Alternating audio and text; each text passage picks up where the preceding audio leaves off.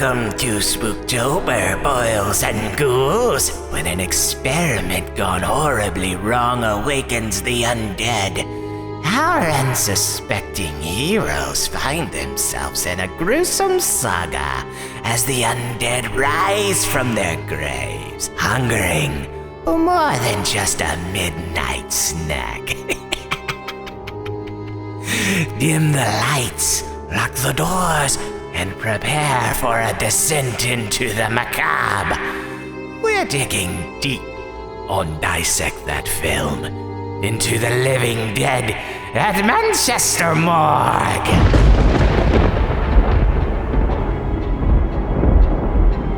Let's get this graveyard shift started, shall we?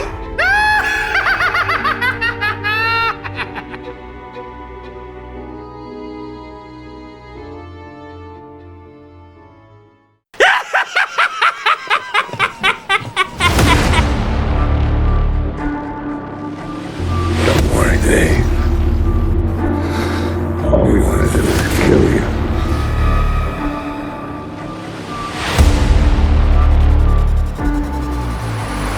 Charlie Brown's an asshole. I got a better one. Have you heard about this videotape that kills you when you watch it?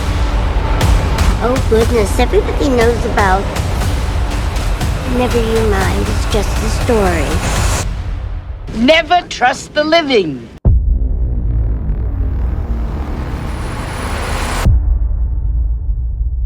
I'm running this monkey farm now, Frankenstein, and I want to know what the fuck you're doing with my time.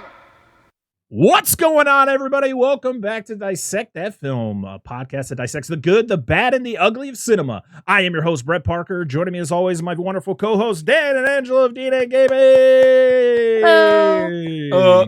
And joining us for the very first time, he is one of the hosts of the Reels Feels podcast, and just an all-around awesome dude who watches a lot of movies. We have Drew in the house. What's up, Drew? Hello, hello. Hello, sir. Welcome. Welcome. Today is year 4 of Spooktober, or Spooktober 2024 here at Dissect That Film, where each of us hosts pick a movie to cover during the month of October. And the nice little twist this year is that the final episode, well, actually the penultimate episode and the final episode are going to be a little bit special. So we have a Patreon pick, and then we're going to be doing a franchise retrospective. And this year it's all about A Nightmare on Elm Street, where we're going to be going through the entire franchise, ranking them, talking about them. It's going to be a lot of fun. But today is week 1. Just like the very first year that we did Spooktober, we let Dan pick. And what did Dan pick? But a movie that, for some reason, people, I don't know, haven't heard of, or not a lot of people have heard of, even though Drew told us that Joe Bob did an episode on it for the last drive-in. There's got to be people who love this movie out there somewhere. But today we are talking about, and I'm going to call it by the name that it showed up in the credits when I watched it today, The Living Dead at Manchester Morgue from 1974. Boy, oh boy. But before we get into the movie, Drew, can you introduce yourself and tell us a little bit about yourself and the Reels Feels podcast? Oh, gosh. Well, I am one of 3 hosts for the Real Feels podcast. We are a movie review show that tries to come on every 2 weeks, fortnightly. And we pick a movie to go along with a different movie genre every single time. And you can find us on any podcatcher out there. We'd love to fill your ear holes. And And I just want to apologize. I've been saying Reels Feels. It's Real Feels. It's okay. I literally said it like 4 times. Oh, I'm so sorry. You're fine. Don't worry about People who listen to the show clearly know I don't know how to speak English very well, and I can't read. I'm like Mark Wahlberg in that sense. I don't know how to read. Hey, What? No. never No, Mr. Lee. talks to Don't plants. blame Mr. Lee. All right, Dan. Explain to us why you chose this movie for Spooktober this year. Well, because I love picking really esoteric movies, and I was just like, you're like, you gave us a heads up. We had plenty of time, and he's like, dude, just pick a couple of horror movies. I'm like sitting there just racking my brain, like, what's one that I could pick that like I feel is relevant? And I was like, you know what?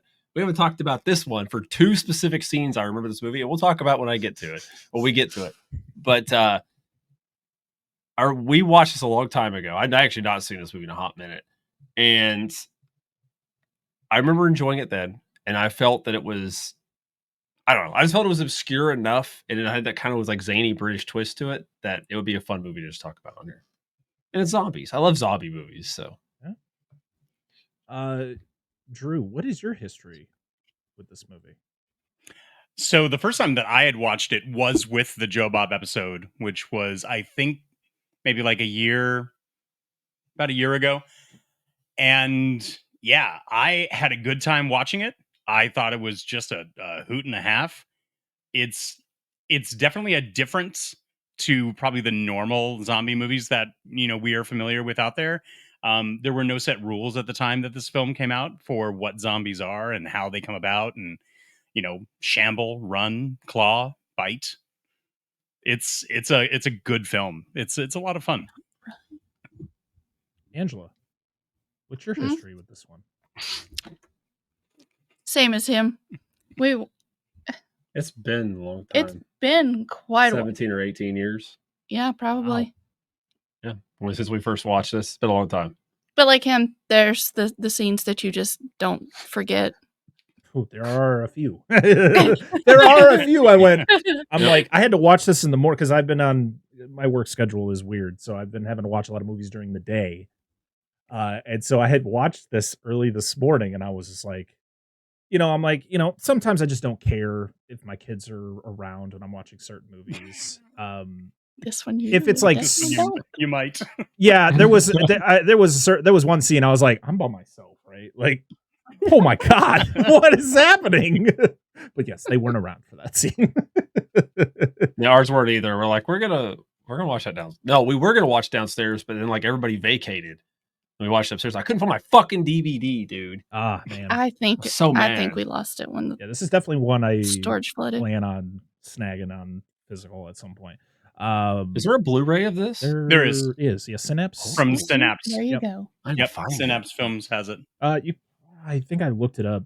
It's not too bad. I think it's like 25 for like a. Yeah, it wasn't bad. I think I grabbed mine from Grindhouse Video. They had a Synapse sale a little while back. Oh, yeah, definitely got to be looking up those sales. Those sales are great for all those those labels. Yeah, but this was my first time seeing this movie. I had never heard of it, to be honest. It wasn't even the fact of like I'd heard of it and just never sat down to watch it. Like when we covered Day of the Dead, I had heard of Day of the Dead. I just never. I guess it just wasn't on my radar. Like it was like Night of the Living Dead and Dawn of the Dead. Like I had seen those a bunch of times. Day of the Dead, whatever. This was one I just didn't like. When Dan sent me this movie as his suggestion, I was just like, what the hell? What is this? And I'm like, you know, of course, I'm looking it up on all like IMDb and Wikipedia and kind of trying to find some information on it. There's not a whole lot unless you have the Blu-ray or whatever. Does it have special features? Like behind the scenes making of whatever. I don't. So mine is actually still coming. However, okay. looking at Amazon right now, it's on sale for $17.70. Ooh. So it's like 50% off. Oh boy. So you might want to grab. yeah. But yeah, usually, you know, even when I go to, I could go to like IMDb to find, you know, some of the IMDb facts, and we've always talked about on this show the fact that like not everything that they put on IMDb and Wikipedia may be true, but we always take them with a grain of salt. And you probably know we don't do like extensive research on this show for behind the scenes stuff, so some of it may be true, some of it may be false, but we always try to tell you guys we take it all with a grain of salt. As for this movie, It had a lot of names. It actually had 16 different names. And I want to tell you some of them because some of them are great.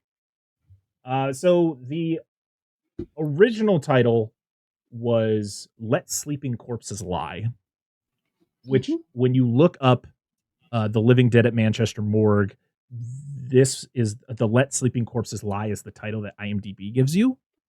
Yep. But if you go all the way down on IMDb, it gives you all the alternate versions of this movie, or also known as. Yep. I love this. We're going to go there, and we're going to try to read them if my IMDb wants to open. Oh, while that's going, if you were asking, yes, there are quite a few special features on that Blu-ray that's on there. Okay. It is come from a 4K restoration of the original 35mm negative. There's a few audio commentaries. There is a 89-minute featurette about the movies the director made. Okay. There's some behind-the-scenes stuff about the just discussing the film. There's a Q&A about it. So, yeah. All right. There's some stuff. There's a lot of stuff. Yeah, 100%. So in Italy, it had a reissue title of Zombie 3 to kind of go on to to attach itself to Fulci's films, which the special effects artist for this movie worked on the original Zombie from Fulci. So a lot of countries, it was The Living Dead at Manchester Morgue. One of them in the United Kingdom as an alternate title was Murder at Manchester Morgue. My favorite, though, was a reissue title from the U.S. called Breakfast at the Manchester Morgue. Okay. I mean, it's about zombies. Sure. Somebody's eating. Yeah. Was somebody cashing in on like Breakfast at Tiffany's or something? Because this is like a vastly different film. Yeah. One of them was Don't Speak Ill of the Dead. In Germany, there was one called Invasion der Zombies. Okay, yep. And one of them that was like one of the most doesn't make any sense titles was Don't Open the Window. Yes. Yeah, read that one. Edgar Which I think Wright. it's just that one scene. Yeah, which Edgar Wright used as an inspiration for his faux trailer in Grindhouse for a movie called Don't. Yeah. Yeah. Sounds like tell your parents say you don't. Yeah. Don't do that. Stop. Get some help. Originally titled, eh? Yes. No, for me it's hey. Yeah. Oh my god. So most of the facts I'm probably going to mention while we're going through the plot of the movie because a lot of it has to do with like certain scenes. So to fit better if we talk about it while we're talking about the movie itself. As for release date, this was released with 3 different dates. September 30th, 1974, November 28th, 1974 in Italy, and then not until October 20th, 1975 in Spain. It was an Italian and Spanish production, but most of the movie was filmed in the UK, even though at the end of the movie it says that a lot of it was filmed in Rome in Spain, which I guess there was only certain scenes that were filmed in, like one was a Spanish studio, and I think the Italian part was like one scene they filmed in Italy. But most of it was filmed in the UK, which is where this movie takes place. So there you go. Which was most of it was filmed in Manchester. That's kind of where the title comes from. Even though they only mention Manchester once, and there's a truck, the truck that they were behind says Manchester. Manchester Mortuary or whatever on it. Yeah. As for our cast, which I'm only going to talk about a few of them because the other ones are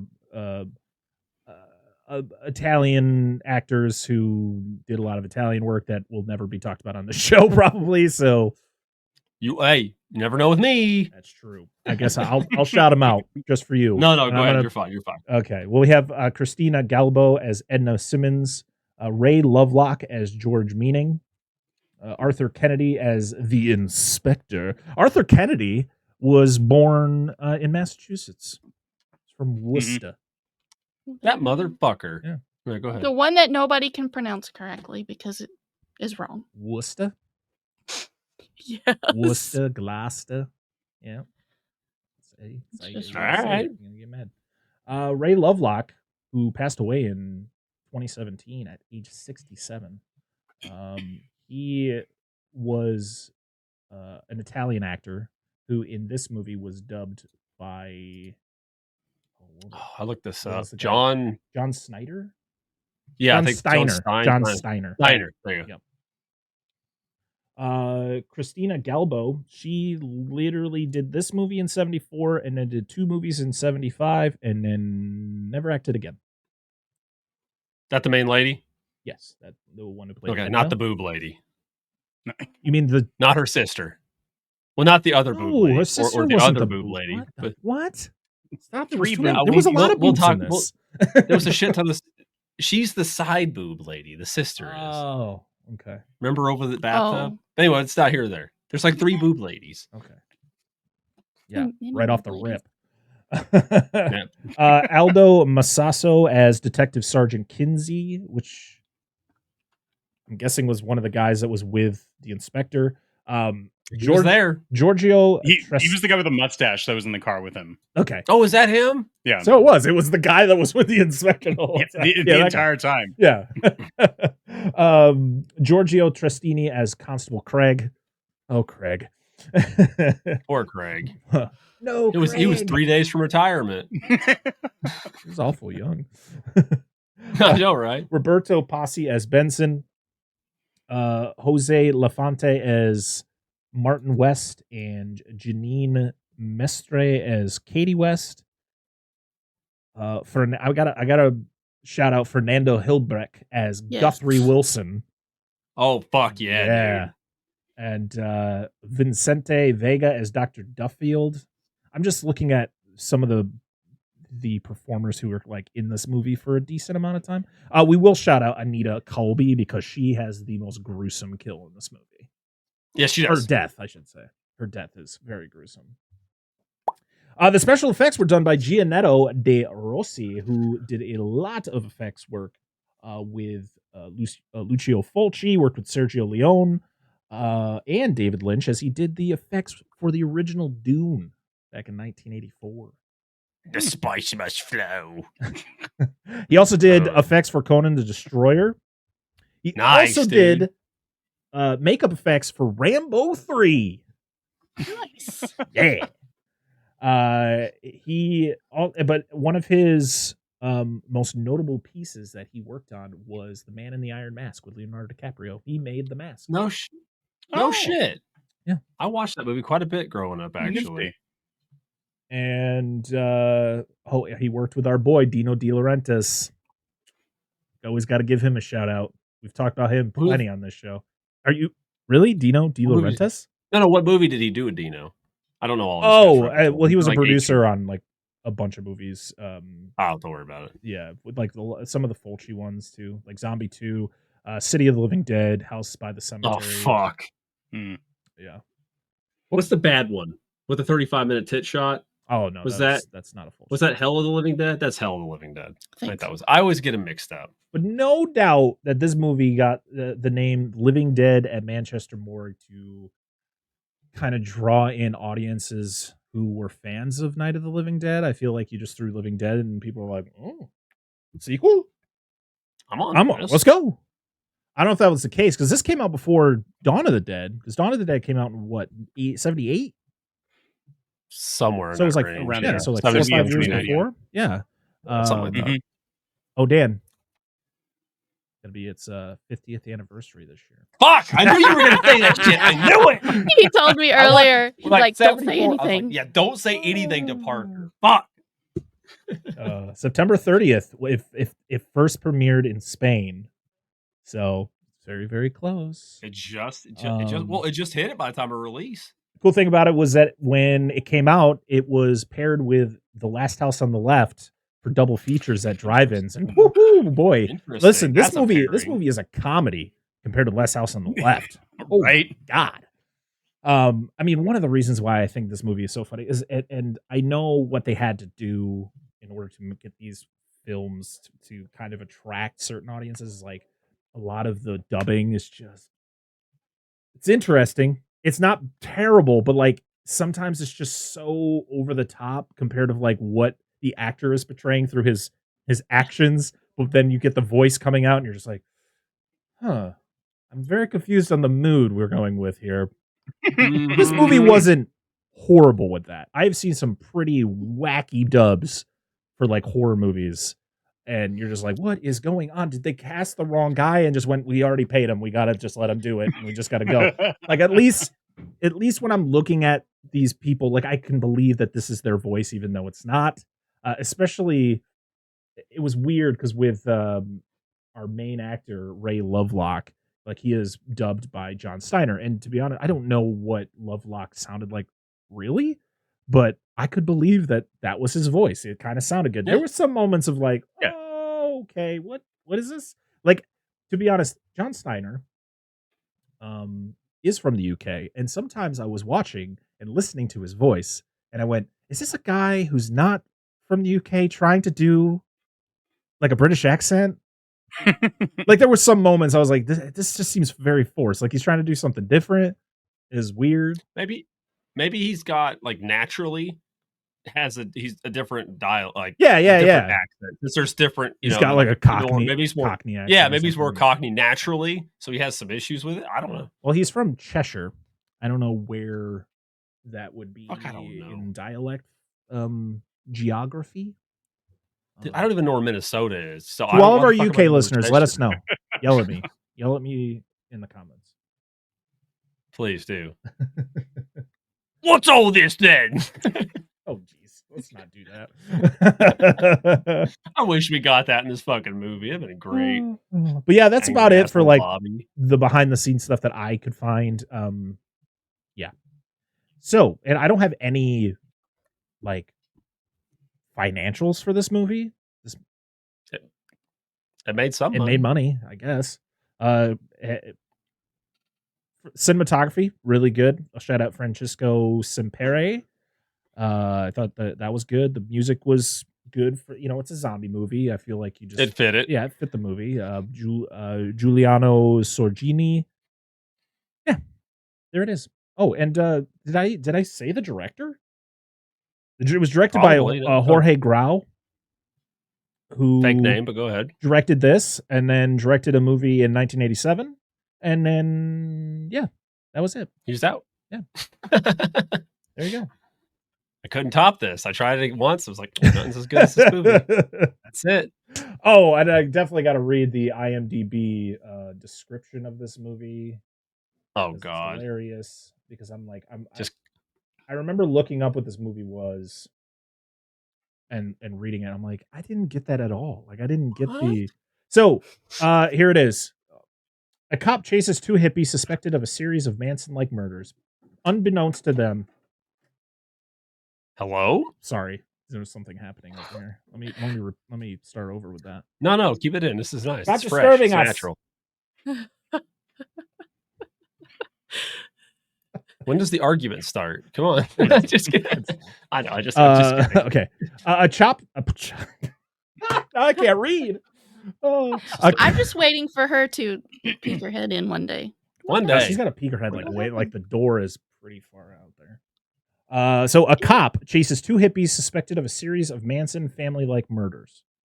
Unbeknownst to him, the real culprits are the living dead brought to life with a hunger for human flesh by ultrasonic radiation being used for pest control. Okay, it's not that crazy, but that was like hippies. Like, I don't know if what? Go ahead. The last 2/3 of that were fine. Makes sense. Yeah. Like the opening line, like I wasn't getting like a Manson, like it wasn't really a cop chasey thing until like the finale, I guess, for the most part. And I wasn't looking at these two characters going, hippies. Yeah. Hippies. Like, what? It seemed like a dude who was doing some business legally, and then another woman who can't drive. Good. They're just prehistoric liberals, dude. It's fine.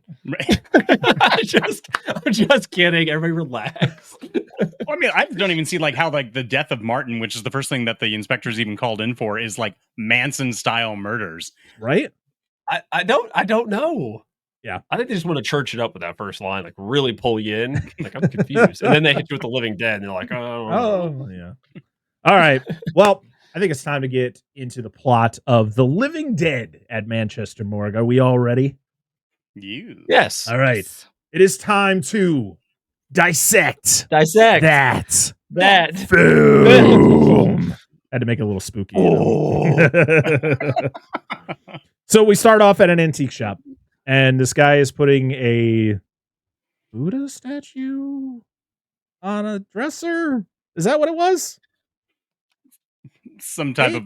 Yeah, I mean, it does kind of look like a Buddha statue. Yeah. A little bit.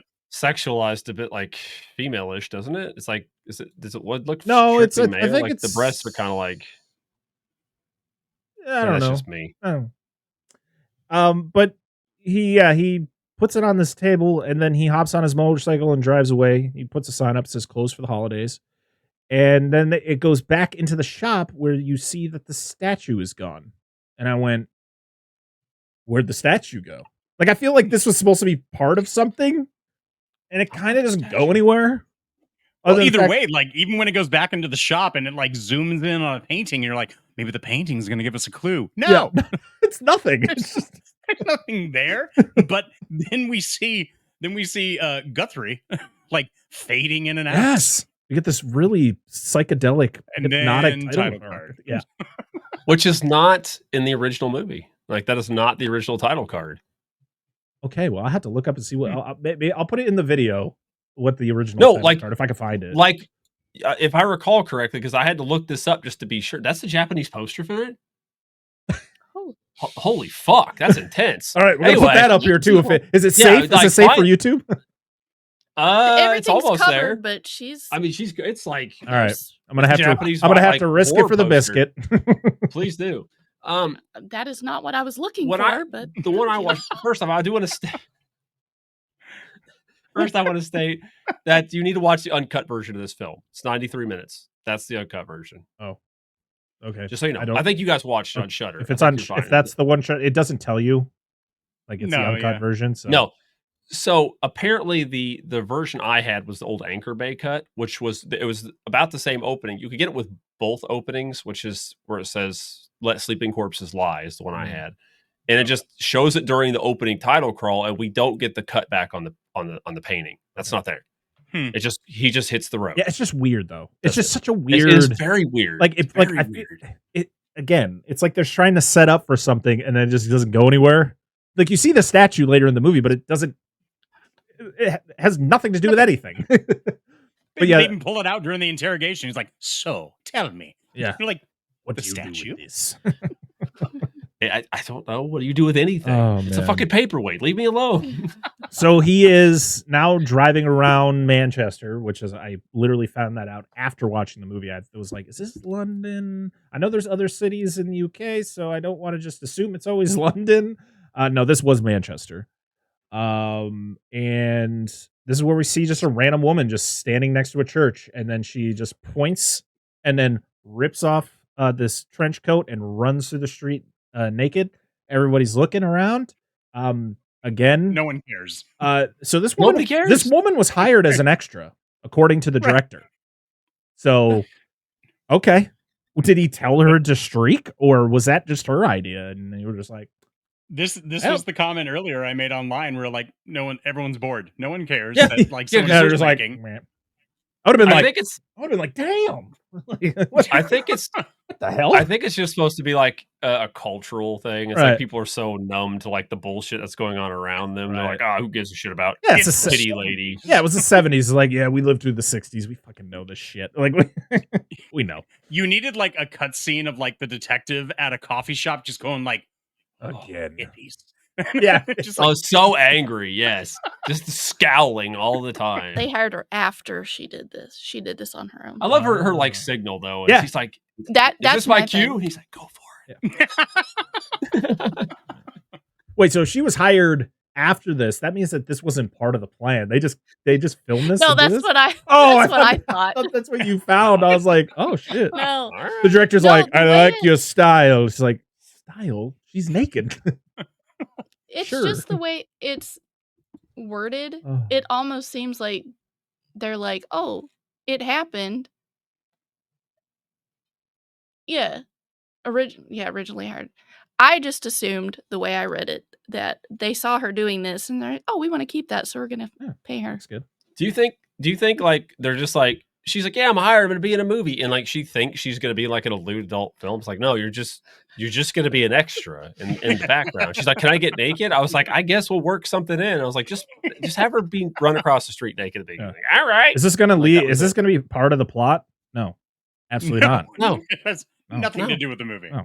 The movie's still going to end with an odd number of titties. You're not wrong. Foreshadow. So we are now at a gas Not Total station. Recall. We're at a gas station now. This woman is getting her car filled up, and then she just drives this thing into reverse, hits this dude's motorcycle, and very nonchalantly gets out of her car. And she's like, "Oh no, I'm so sorry." Like, what? I'm so tired. I must have driven it in reverse. And then the guy is told that his motorcycle won't be fixed until Monday. So he's like, well, I gotta do something. You're going to drive me to where I need to go, but I'm going to drive. I'm going to just hop in your car, and I'm going to take control of your car. You're going to shut up, and I'm going to drive. And I was like, what the hell is happening? Do you also just love that? He's like, oh, new wheel. Not till Monday. All right, you fix it, but don't fuck with me. And then, like, he just leaves. Yeah. Leaves his bike. Yep. Like, no paperwork. No like number to get in contact with him. He's like, I'll see you later. Yeah, I know where you are. You work at a garage in the middle of nowhere. That means you live at the garage or you live behind it. And like, I know where you live. All right, lady, are you going here? No, not really. Well, you're gonna take me there. You're gonna go there and now. Shit. Oh, good. So now it's a kid. Now it's a kidnapping. Apparently. Yeah, pretty much. You then this is mini, by the way. Yes. It's this mini. It's an Austin or a Morris mini. It's not a mini. Yeah, it's before they were purchased and on their own shit. Yeah, this is the same model that was in the original Italian Job. I know. We just keep coming back, Crazy. dude. What if Mark Wahlberg made a cameo? Are we gonna as a baby? I don't know if he was or like as a sperm. Born? I don't know. Probably early 70s. I'm guessing. We're gonna play the 6 Degrees of Kevin Bacon, but with Mini Coopers. Yeah, with Mini. Fuck Coopers. yes. Yeah, or Mark Wahlberg. Or Mark Wahlberg. We could do both.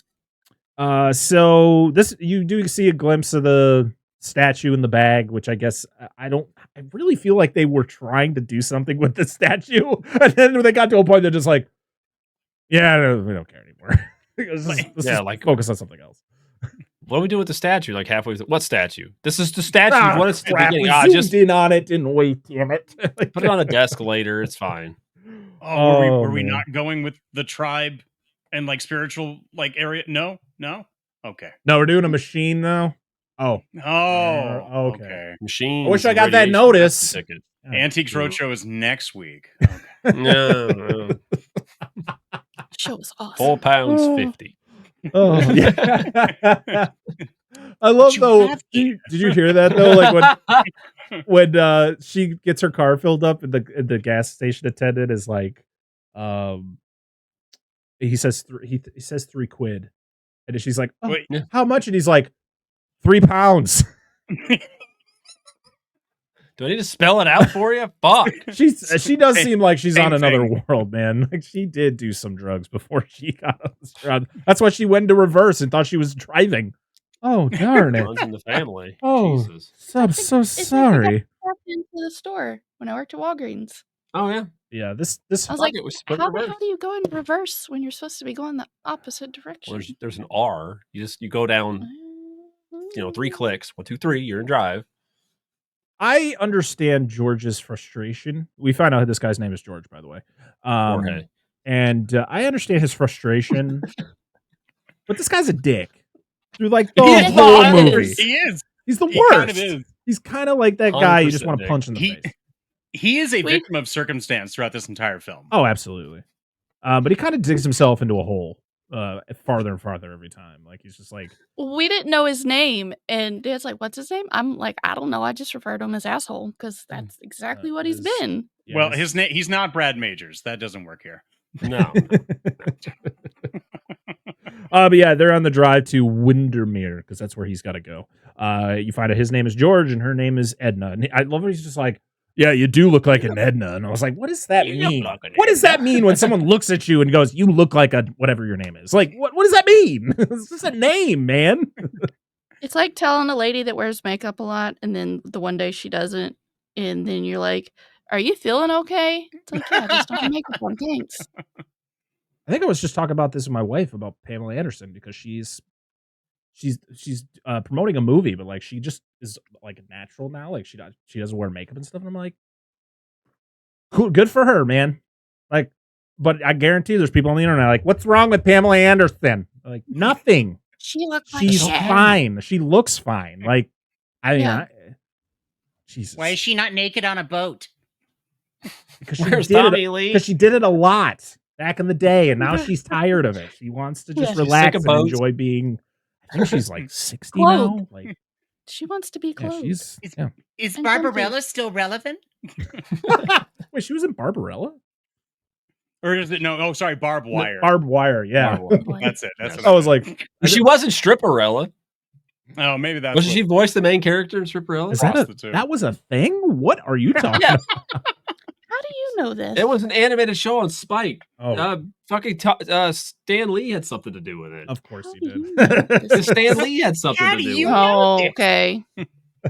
God, it's like a fucking inquisition in here. Yes, we're talking Yeah, about a British film, but it's fucking okay. Stripperella 2003. It was Pam Anderson. Oh, all right. Yeah, you just I don't know. see how much of a dickhead George is as he's driving behind this truck that says Manchester Mortuary, and he is just fucking like, for one, why is the truck swerving? Like, if that douchebag's behind me doing that shit, I'd just be like, okay, let me scoot on over just a tad. I don't want to deal with this. Oh, no. He's petty. I'm going to be in the truck being petty right back at him. You're right. I'm gonna be I would swerving probably with do him. the same thing. I hate when people, I'm Like- literally driving, like, I'm speeding myself and you have people on your ass and you're like, I don't know how much faster you want me to go. I want to know for any of the folks, you know what? Let's just say hypothetically, the only British person I know that will probably hypothetically watch this is M, right? That's the only one I can confirm that may watch this. Is that hand gesture like an up yours? Because that's what the vibe I get. What was when he goes behind him and he's like, Oh yeah. That's a fuck you. Yeah, it is. yeah. They can't flip them off. I guess we're a simpler people. We just do the one finger salute, but I thought there was maybe this is No, more, I think like there's that more effort in this. I think this Like, it's is the middle finger in some. Yeah, because I've seen like a couple shows like where this, like they don't just like do this. They do the whole like. Yeah. They do Okay. that thing. Yeah. I thought he might have been signaling like, man, you're a little high strung. Maybe you should get a prostate exam. I don't know what's going on, so I'm not familiar. Hey, he might need that as well. Well, also like I've never ever seen like a mortuary like loading truck like ever. Well, when you see the coffins that come out of this thing, you're like, later oh, okay. on, right? Yeah. Right. Yeah. It makes sense then, but like at that time, you're like, what do they? Why? And also, Like, how many bodies are we carrying? yeah. Stack They him in the needed back. to rent a U-Haul. So yeah, they pass the truck and they start to go to Windermere, and then she's like, "No, stop! You gotta stop! I gotta go to Southgate to see my sister. Please don't." He's like, I can't stand her. Fine, whatever. Fuck. Okay, I don't mind her some of the times, but there's scenes like this. The beginning of the this movie, happens, she is like, multiple times. I would have been the same. I've been like, "Are you kidding me?" Please take Just me there. kick- He'll take a hit of something. You can keep the car then. And I'm like, Yeah. how are you so trusting? It's a different time, I guess. I don't fucking know. That's like literally like 3 of my notes, and I'm like, yep, it's the 70s. Yep, it's the 70s. yeah. Well, I mean, at this point, he has stolen her car, basically. He's driving it. He's stolen her cigarette. You know, he's... Oh yeah, he's just like, "Oh, Yeah. thank you." Yeah, Yeah. literally. Before they left, she even said like, "Well, I am tired," and he's like, "Good, go to sleep." And I'm like, He's such a dick. Jesus. Oh man, listen, I understand. Again, I understand the frustration. Like, she fucking destroyed his bike, and I would have been pissed. But like, listen, it was an accident. Does not give you the right to be a complete utter piece of shit to this woman, and then somehow they just have this weird connection because they got to survive together. It's like, nah, fuck you. I'd kick this bitch up. I'd kick that dude right out the fucking door and be like, "He's over here." Yeah. He probably didn't have insurance. Trust me, there's a on lot his of bike. there's a few terrible why. decisions made in this movie. Just a couple. So he's like, "Yeah, whatever. We'll go to Southgate." We get some really, really great shots of the countryside. Beautiful. You get the shot of that castle, then you see the cemetery. So the cemetery that they used in this movie, I guess, supposedly has the body of Little John, the real Little John from the Robin Hood legend, buried there. A bear, yes. Yes, the bear from Robin Hood, which came out around the same time as this movie. Headcanon. Yes. For anyone who doesn't know, Robin Hood was actually a fox. Yes, 100%. Now we just all got to start singing the song, right? I don't know if I knew the words. We get copyright. Oh, I just assumed he was him. And then the guy that sings that song, "King of the Road," is actually a rooster. It's fine. Yeah. No, I don't know his fucking he's name, just but a that's that guy. manly. They're just manly men in tights. Yeah. Which song were you thinking of? Like Robin Hood and Little John? Yeah, Robin? Yes, the forest. that's that guy. yeah, that's that one. I always loved Not in Nottingham. I love that movie. It's the jail song. It's the jail song. Yeah. The rooster singing. Yeah. Yeah. Man. Good stuff. Dude. Talk about Robin Hood now. I can't wait till we do furry month. It's gonna be great. Oh my god. So they get to this point where she tells him he's got to go to some house. I can't remember what the Madison house. And he walks across the stone bridge. It's literally just stone slabs that go across this river. Cool. It's cool, No, but it's also terrifying. Well, right, but he has to go find directions because she's all like, "I don't really know how to get there." Why He's am I like, here? if you would have thrown the map quest directions out. That's when I'm like, okay, I don't have to go very far. I'm just gonna walk to where I gotta go. Have a good one. Bye. Well, he so takes the keys anyway. Because Can't have you running off on his me. car now. Yeah. this is when you get I'm surprised at any time during his trip, he didn't just like pull out a rag and be like, "Does this smell like chloroform to you?" And just like gas her. She's fine. She's just sleeping. This is where you get that high pitched sound, which I get it. It's effective, but like I hate it. I hate it so much. Oh. When I watch a movie and they put these high pitched noises in, I'm just like, it makes me want to turn you off. I hate it. What did you say it was? The squeaky toy?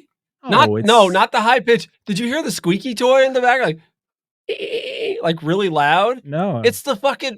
Oh dude, holy tits. Go back and listen to some of this shit. Did you hear it, Drew? I mean, I'd have to listen to it again.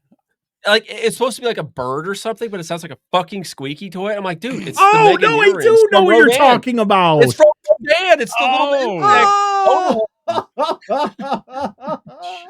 Jeez. I was That's like, are they awesome. in this movie? Who would have Is this a thought nod? that this would have Remember we said- connected to another movie we've covered on the show? Didn't think. And nobody watched. That's true. Why you gotta keep saying it, Dan? I love it. I don't care. I think it's great. That's why I picked this shit. Because I wasn't there. We then That's see true. the machine for this experimental agriculture section. It's a machine that emits radiation into the ground, and they got this weird thing that they're going. And they just get. I love how George just walks up with his hands in his pocket. And he's just giving them shit. He's like, "This is fucking up the earth. You're fucking around with shit. You don't understand." They're just like, "Shut up." Like we're just. I need directions. Yeah, I'll be with you in a minute. Who the fuck is this guy? Where did I'm he going to come radiate from? my field. Piss off. It's not like you're in the city or like in a town where like a well-populated town. Like this is like the middle of nowhere. And this dude just wanders up with his hands in his pocket like, oh god. But yeah, he's giving him mad shit. Then he's just like, oh, where's the Madison house? Let me go put this away and I'll tell you. And then immediately he's like, oh yeah, they're over. It's over that hill. Just go over there. And he's like, oh, you're from London, right? You got that fancy leather jacket. You must be from London. You take a left at the tree. Or, listen, man, I'm from. I deal with stop sign. I don't deal with street signs. He's like, you're from the city. I was like, yeah, whatever. Yeah. And then this humming noise starts happening that will happen again throughout the movie, which is whenever the machine is running, but also signifies one of the undead is about to come to life. Yeah, some breathing and like grunting. Yeah, because we're back with Edna, and she's just wandering around smoking a cigarette, and you hear, and somebody's stalking her, and she's turning around, nothing's there, and I'm like, but but we're getting a first person view of whatever's stalking her, and she's turning around and looking directly at the camera, and she's not seeing this thing. Every zombie has emphysema in this movie. Now, why are they respirating? They need their inhaler. Well, this guy specifically, maybe he's trying to push the water out. He's like a bellows. I mean, maybe, but that doesn't account for every other zombie. But I mean, it's weird. Like they have emphysema. They can move fast as hell, especially Guthrie. Like he teleports. I don't care. He teleports. Right? Yeah. He has to teleport. And I think it's very important to note exactly where the church was in reference to that river, because if he was at the church and then suddenly magically at the river, but then also suddenly ahead of them when they get to the sister's house. Yeah. How? How? He's hitchhiking. This is the guy who taught Jason Voorhees how to do that after part 6. He's like, listen, this is how this shit works. You teleport. It's like, I can run a 5-minute mile. No, man. Walk. Yeah. Remember when you ran in the first 3? Let's chill out with that, okay? We don't need to run anymore. The director constantly kept the actor Guthrie wet throughout the entire film. And I always thought, why? He would be dry by the time he got it. He was not to 2 different locations, from what I've read. Yeah, it reminds me of the dead couple from Creepshow that gets high tide. Liam Neeson, not Liam Neeson. That's a different act. Leslie Nielsen. Yeah, right. Yeah, get my L's mixed up. He buries them. Ted Danson. Yeah, and they come out. They're all squishy and wet, water and shit. Yeah, I read that the actor Fernando Hilbeck was not very pleased with having to be wet the entire production. Oh, the chafing. 100%. He probably literally either the chafing or he caught pneumonia or something. He's like, golly, that sucks. But yeah, you find out who this guy is because she escapes the attack. She runs up, tells George and the other dude that's there, and they're like, oh, you must have seen Guthrie, but he's dead. So how did you see him? He's dead. He drowned in the river. She's like, okay, I love this scene. See him.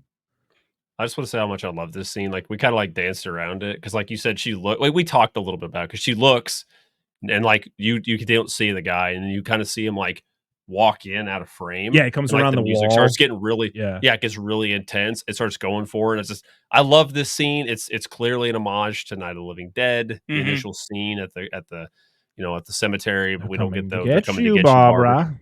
It just doesn't have the same ring. Nobody else is there to say it. Edna's not as cool as Barbara, whatever. But anyway, they both feel about the same role, but whatever. I just love how it's done. The music gets really fucking loud, really loud in this scene. Mm-hmm. I think it does a good job, conveying what it's trying to do. Yeah, because this is what she was going to hop in the car and just leave, but she realizes there's no keys. She was ready to go. Yeah, I wonder if her actually falling off the rocks when trying to get away was planned. Ooh. Oh, I don't know. So. I mean, he has the line. He's like, he was all wet. He just came out of the water. Well, you're all wet. He's like, I fell trying to get away. Yeah, what a line though. You're wet. Well, no shit. How do you think? You think I just went for? I decided I want to go for a swim. Thank you, Captain Obvious. Yeah. Is her story less credible? Right. She's saturated. You're wet now. I can't believe a word you say. Yeah, it's just because she's a lady. Oh yeah. So yeah, they also use the word tramp because I forgot that was a word that was thrown around a lot, and we talked about that because that's what Crazy Ralph is in Friday the 13th movies. It was considered. We are then at the house of a very creepy looking dude. He's a photographer, and the first thing that I noticed was the really just uncomfortable photo of the scared woman naked, kind of curling on the floor. I was like, what the fuck are we about to walk into here? Don't know what's side happening. boob. This is the side but boob. But she's terrified, man. This dude, this is an evil dude. I'm scared. Then you soon realize it's pictures of his wife. Yes. Her name is Katie, and she wants to make a pie. He catches her in the garage. He catches her in a shed with strawberries or something, and you later find out what she really was in there to do. But yeah, it's one of those things where he comes in there and you have this like weird feeling about this dude the whole time because he's like, oh no, it's gonna be fine. We're just gonna do this. It was like a plan for like taking photos and stuff like that. And she's like, no, you've kept me here like a prisoner for a whole year. And I was like, oh shit, what is this guy? Like, who is he? But then, yeah, you realize that he is her husband.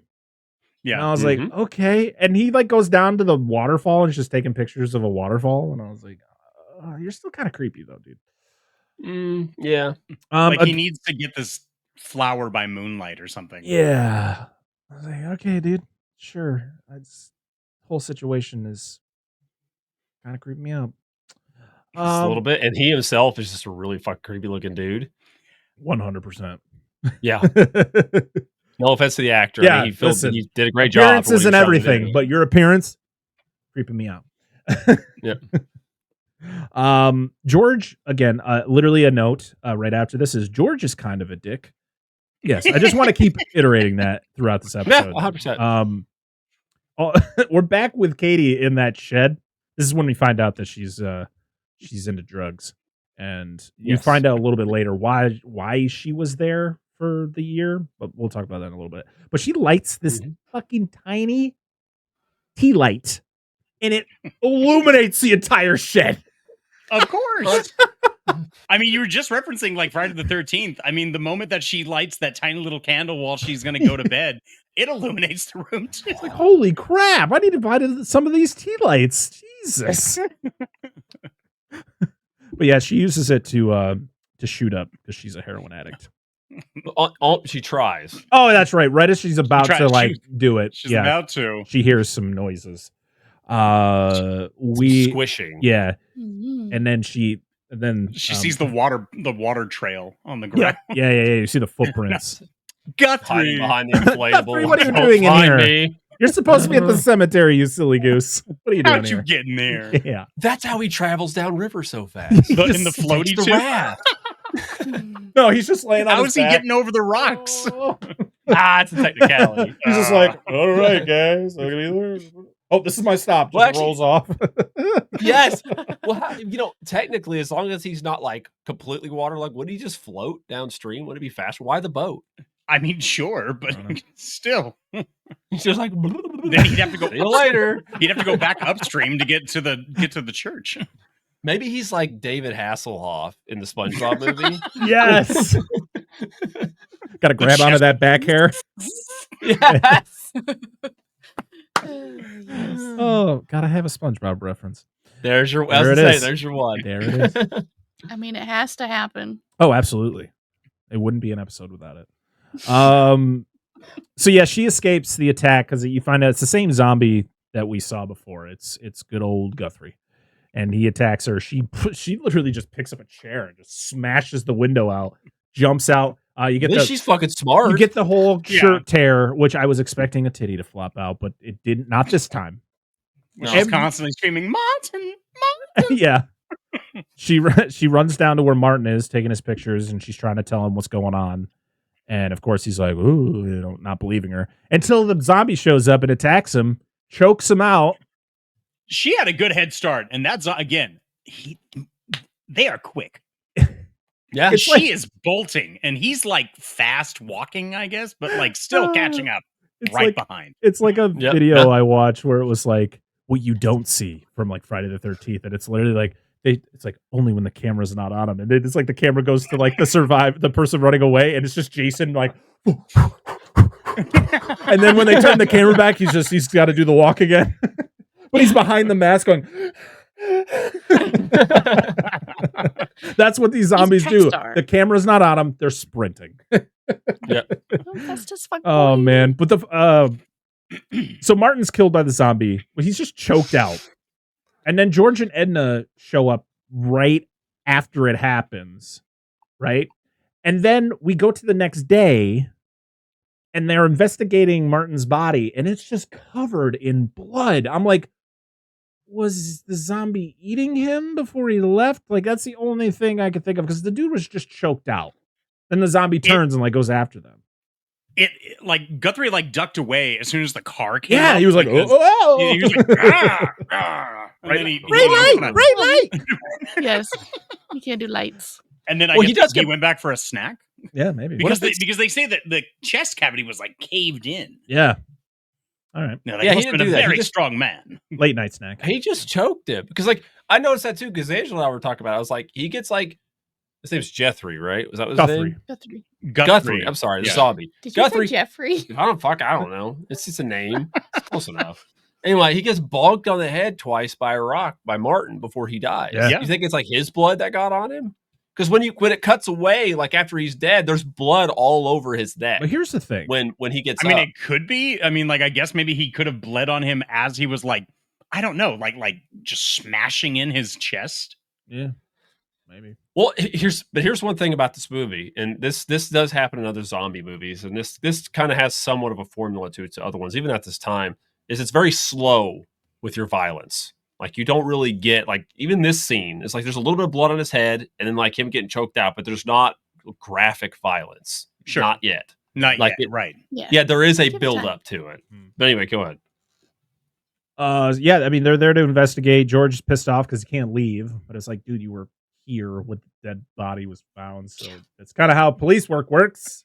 You gotta, I love his help out. explanation where he's all like, "You have to let me go." Why? Like, well, I was coming to see friends. Yeah, I'm not even involved in this. involved? I don't even know this woman yet. I stole her car with her in it. I came all the way down here to bring her to her sister, and now I'm involved. Why do I have to stay? I was like, sir, I figured it how out. are you talking? I figured out who this character is. Who? Yeah, I figured it out. He's Dante from Clerks. I'm not even supposed to be here today. Like, that's his excuse for all of this. Oh man! But then this is when we meet the inspector. He's literally just called the inspector. Well, so the credits have him as the inspector, but throughout the entire movie, the other cops are calling him sergeant. I gotta gotta call him the sergeant, or gotta get the sergeant, or whatever. It's like, okay, in my notes before I even knew what he was called, it was inspector. He was the inspector, so I got it right. Maybe he's full of himself. So yeah, the inspector does not like George because George is trying to find ways out of this. The inspector finds a whole like sheet of way more salacious pictures of Katie. Where this is where you actually get to see some stuff, and she's like terrified. This actress, great. Janine Mescree, she plays terrified with perfection. So now I don't know if it was her at this moment because she's in like such a distraught state, but she bears a striking resemblance to Pietro Barzoccini from Burial Ground. The whole like, mother, this cloth smells of death. Oh, like I that. don't think I've seen that one. I'm not gonna admit. I'm gonna admit I've never seen Burial Ground. Okay, so Burial Ground 1981. It's this other like Italian horror movie. She looks exactly like this little kid in this film who just is an odd duck, and she looks exactly like him. I don't know if it's just like a thing with like Italian actresses and like just like Italian actors, like they have this kind of look about them, but it's almost like spot on if you watch Burial Ground. All right. Yeah, that's Give that a shot. That's definitely on my list because I've seen a lot of people talk about it, so definitely got to give it a watch. Where am I here? Yeah. So he finds the pictures and he finds a tin of heroin.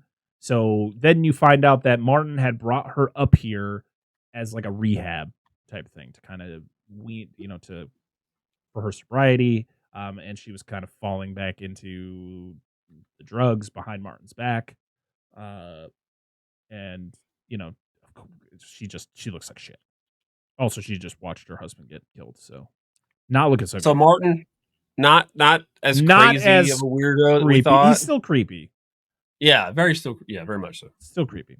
Especially if you're clearly taking advantage of your wife in a pretty shitty state by taking pictures of her in that state when she clearly does not look like she's having a good time. No. So Martin, still a creep. Yep. So I do not understand why the inspector won't let Edna stay with her sister. Doesn't make any sense to me. That seemed odd. She's like, no, you can't stay here. Yeah. Why? Like, you want her to stay by herself? I want to stay with my sister. You're gonna leave No. you're gonna leave a cop here? Yeah. That seems very odd to me. Hey, let's leave this drug addict who's clearly in a bad state right now. Let's leave her alone with just a cop outside. Seems okay. Should be fine. Which is crazy because so George goes out and he's like, oh, hey, you're going to distract this cop. I'm going to go steal that reel of film that's not developed yet so we can see what was on it. So maybe it'll prove what Edna saw or even what Katie saw. And then he just reverses down this driveway like a bat out of hell, man. He fucking lays into that thing. That Mini Cooper is just like out of there. They go to the Old Owl Inn, and great name for a hotel because there was an actual owl perched up when they go inside. I love when they go inside and they can hear it screeching, and she's like, "Oh, it's fine. He's safe." At one point, if you noticed, one of the signs actually said OLW and not OWL. I didn't notice. No that. way, really? I read that in a goof. Yeah. Whoops. Yep. Before autocorrect, man. Holy hell. And listen, I will say it again, and let's all say it together. George is a dick. Yay! He fucking insults this woman who runs this hotel right to her face. Like he's like pretty much saying this is a piece of shit hotel. Like, I don't plan on staying here very long. I just come here to sleep. So we need 2 rooms because that's all I'm doing. It's just like, bro, she doesn't give a fuck about any of that. I wish the owl would have pooped on him. The lady around the hotel, she kind of gives me like, I once played Miss Hannigan in a community theater. Yeah. Like rendition of Annie. She's proud of her past. Let's leave her. Right. But I love her. She's all like, you're not connected to the bodies or the murders, are you? Yeah. Why? Message. Yeah.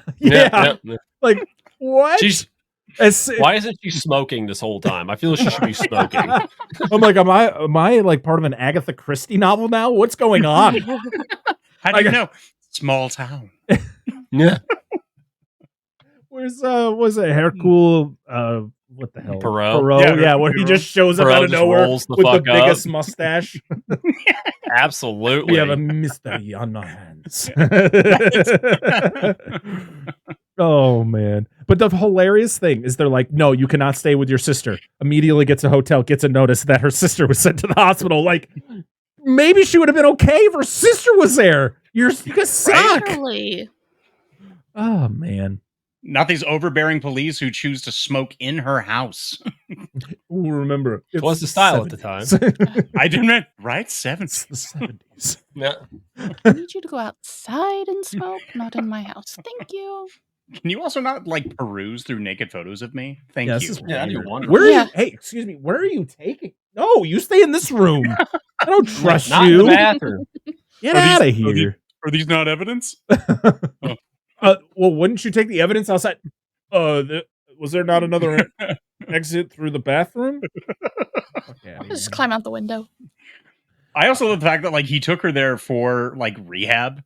Yeah. And to like detox, yet she just had like a stash of heroin still left over. Oh yeah. It was just in her pocket. Like, she brought it up there. It was just like, he will never know. But I almost wish there was like a point that the sister was like, no, I need to make it there on time. Like if she was bringing her some heroin. Oh, it's like I need it's like she's been up there for, so long. Like I only make these trips every so often. Yeah. And it's all in like Altoid mint boxes. Right.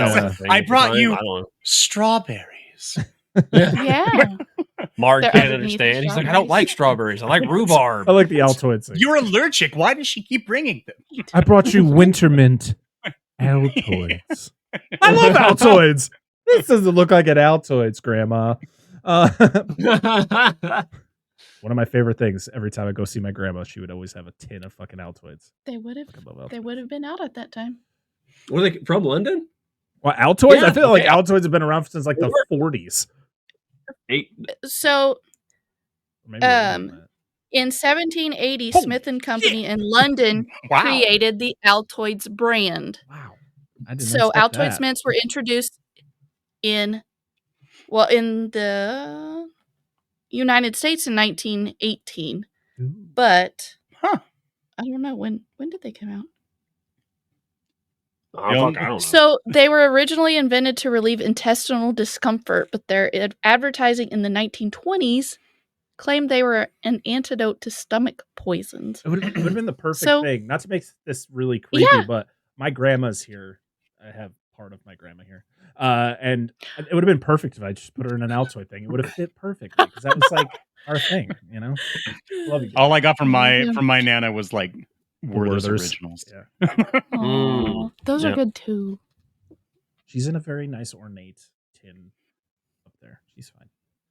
Does it say Altoids on the other side? No. I'm not trying to make fun. I'm just asking. He's like, I have part of my grandma up there, and I'm like, whoa, hello. Yes. Like- No, I got what You get what I mean. It took me a minute to I don't want realize to what you clarify. I just want people to use their imagination. No, Like, what is he keep it vague. talking It's about? like up there. Yeah, in the I attic. got- She's up got there. it. Is she in the attic? Is it in the rafters? Like where? What's you just, going you on? just, on? you just see a head just start to dip down, looking like somebody's looking. I saw her. Dude, holy. Get back up there. Make fun of your grandma. I'm sorry. I shouldn't do that. So we're going to Southgate Hospital, and there are dead bodies being put into the truck we saw earlier in these Yep. like lead coffins. I'm guessing they're lead, maybe titanium. They're I don't- giving like Return of the Living Dead vibes, yes. Yes. Oh man, Now I'm just which wasn't mad even at a thing yet. No, not for another like 11 years. Yeah. But yeah, they're being put into this truck. George ends up going down to wherever they are and looks inside one of them. And this is when this doctor comes out. He's like, "You like what you see? It's pretty cool, huh?" I'll reserve you a spot. Yeah. Oh, no, he's like, "Are you interested in getting one?" He's like, Right. "Not today." No. Everyone's donating their body to science. Yes. Can I put you down? No. I'd be like, "Sure. What am I going to do with it? When I die, what am I going to do with myself? Nothing." I love that like a loud alarm goes off next, and he's all like, "Oh, that's the nursery. You come with me." Yeah, Dude. what? This So dude is. trusting. Oh my Yeah. God. George in this movie is burdened with glorious purpose. Everywhere he goes, regardless of what he is supposed to do, he is brought in to do something. I'm sorry. He is the Forrest Gump of zombie films. This is what Yes. this is. You're Everywhere homeless. he's going, Yeah. something. He's like, something's "Hey." happening. He's like, "Hey, come over here and try to fight with this like ravenous baby." Like, wow. I love the nurse Whoa. coming out. So she's all like, "It happened again." She's like lost in a high. Yeah, like again. Don't worry, Martha. We'll grow you a new one. How close are you getting to these babies? Oh my god. Listen, I've already claimed that babies were in fact venomous. They just didn't have teeth. But like this is Don't have the this fangs. is next level shit. So like he's just like, "Here, this woman's wounded. Take care of her, George. Okay, now that you're done sitting her down, help me wrangle this child." Would you like a job? Would you like to work here? You already No, do. I was Pretty like, much. is that just how people got jobs back in the day? You just were conveniently there. Like, here you go. Oh, you're a phlebotomist now. I just But- walked in. The funniest thing is he gets nicked by the baby, but the doctor's like, "Did it bite you?" And he's like, "No, almost." It And he's tried. like, what's wrong with it? And it's like, "Oh, they're ravenous. They're dangerous. They just come out and they have murderous tendencies." I'm like, "It's a fucking baby. What are They've we all been talking literally- about?" like they've all been born in the last couple of days, and it's like, what's wrong with him? And my brain immediately thinks like, well, he's up for a role in Peter Jackson's Brain Dead. Yeah, Like he's Yeah. gonna be Yes. best fucking scene in that entire movie, and my wife Fucking hilarious. made my wife fall in love with Dead Alive was that baby scene. So good. Oh man. So you find out that the babies that are born in the area have all the same effects. So they're all just like they got murderous tendencies, I guess, at like a week old. I don't understand. sure. And there's like a question mark of, hey, there's a machine that they're using to get rid of parasites and pests and stuff up on this farm. Maybe that's causing this to happen because it's in that area, and they're like, maybe we should go investigate. So they go up and investigate this thing. They talk to these guys. They have the same kind of conversation that George had with them before. Like where they're just stating about like what they're doing. And, oh, it's fine. It's just radiation going into the ground. Clearly we don't know what radiation does. You remember 30 years ago when we dropped a couple bombs? Radiation, not good. Yeah, that's true. No. And that one dude's like, you're all over us about this, and here I am with radiation all the time, and I'm fine. And he turns, he's got a second head. Yeah. You can go back. You can go back yourself into nature, but then I'm gonna have to deal with the fallout. Like, yeah. He said, why don't you go hang out in one of those atolls or whatever? He's like, I'm terrible British accent. I'm trying, damn it. And he's just like, oh, you mean the ones we nuked and the ones that France nuked? Like, yeah, just blow up paradise. Fuck it. But then they're done having the conversation. They're done having the conversation with the guys. They get back into the car, and the doctor's just like, "Well, we tried. Nothing's going to be done about this. We could go to like the government or whatever. They're not going to do anything." It's like, well, what was the point of all this then? Why did you even bother? I just need to see it for myself. Bureaucratic red tape. So they get the photos back. There's nothing in them. But as they're looking them over, the inspector comes in. He's like, "Ha ha! I knew you stole those. And I'm going to say that you killed that guy." And it's like, well, we didn't. But I think you did. Okay, bye. He has the weirdest paranoid, like, again, like this hatred towards hippies. Yeah. Yes. When he's always like, actually with hippies? your long hair and your faggot clothes. And I'm like, okay. Cigarettes? Oh, you can't say that. Settle down here, Columbo. Yeah. Dude's very angry. Yeah, when he said that, my wife's like, oh. And I was like, it was the 70s. That's just how people were described. And although I thought he was like, it's not okay. well, I mean, I thought it'd be. Go ahead. Sorry. No, No, please. I was just gonna say, I thought he was referenced Columbo. I thought he was You gonna don't hear that very No, often. it's true. I thought he was gonna say like faggoty clothes. You just like look over and it's just like Marlboro brand. Like, huh? I mean, it does kind of like lend to George's like assholishness, where it's all like, oh yeah, you know, like you're not very, what is it like? You're not very friendly or something. He's all like, well, you make it easy, or you know, this is why cops hate you. Yeah. Like, what? Hail It's, I guess. Yes, he throws that at the end. I was like, that. wow, Oh my God. what is happening right now? this whole like 3-minute segment was like, it's just what? like, this is a bit much. We could have cut this. You can't say that Hey, we should today. cut this. We should cut. No, we're gonna keep it. Okay. Yeah, well, nobody cared. Like you said, nobody cared at the No. time. This has only Yeah. been like 19 years since the Reich. I mean, it's not been that long. Oh, Sorry, really? 29 years, not 19. It definitely could have been cut, because it could have just been him walking in going like, oh, look, there's the pictures. Thank you for stealing evidence. Don't go anywhere. And then just it would walk have been. away. I agree. But I will say, I think this just establishes like even just things we deal with in every, you know, you have the younger and then the younger up, you know, I guess more progressive people, and then the older, more conservative people, and then the cultural clash that goes along with it. And this is just our version of it, I suppose. Yeah. So, no idea how old George is, because he looks like he could be like late 30s. Listen, maybe. this is the 70s. This dude's probably like 22. Probably. He bought that beard. He did not come equipped with that No, shit. it's just people aged differently back then.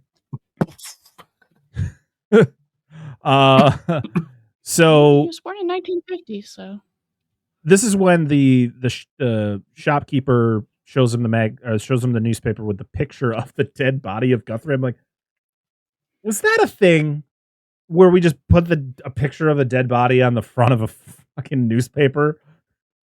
If you also like look at the picture of Guthrie, it clearly is the clothes that they found him dead in and then threw him in a coffin with.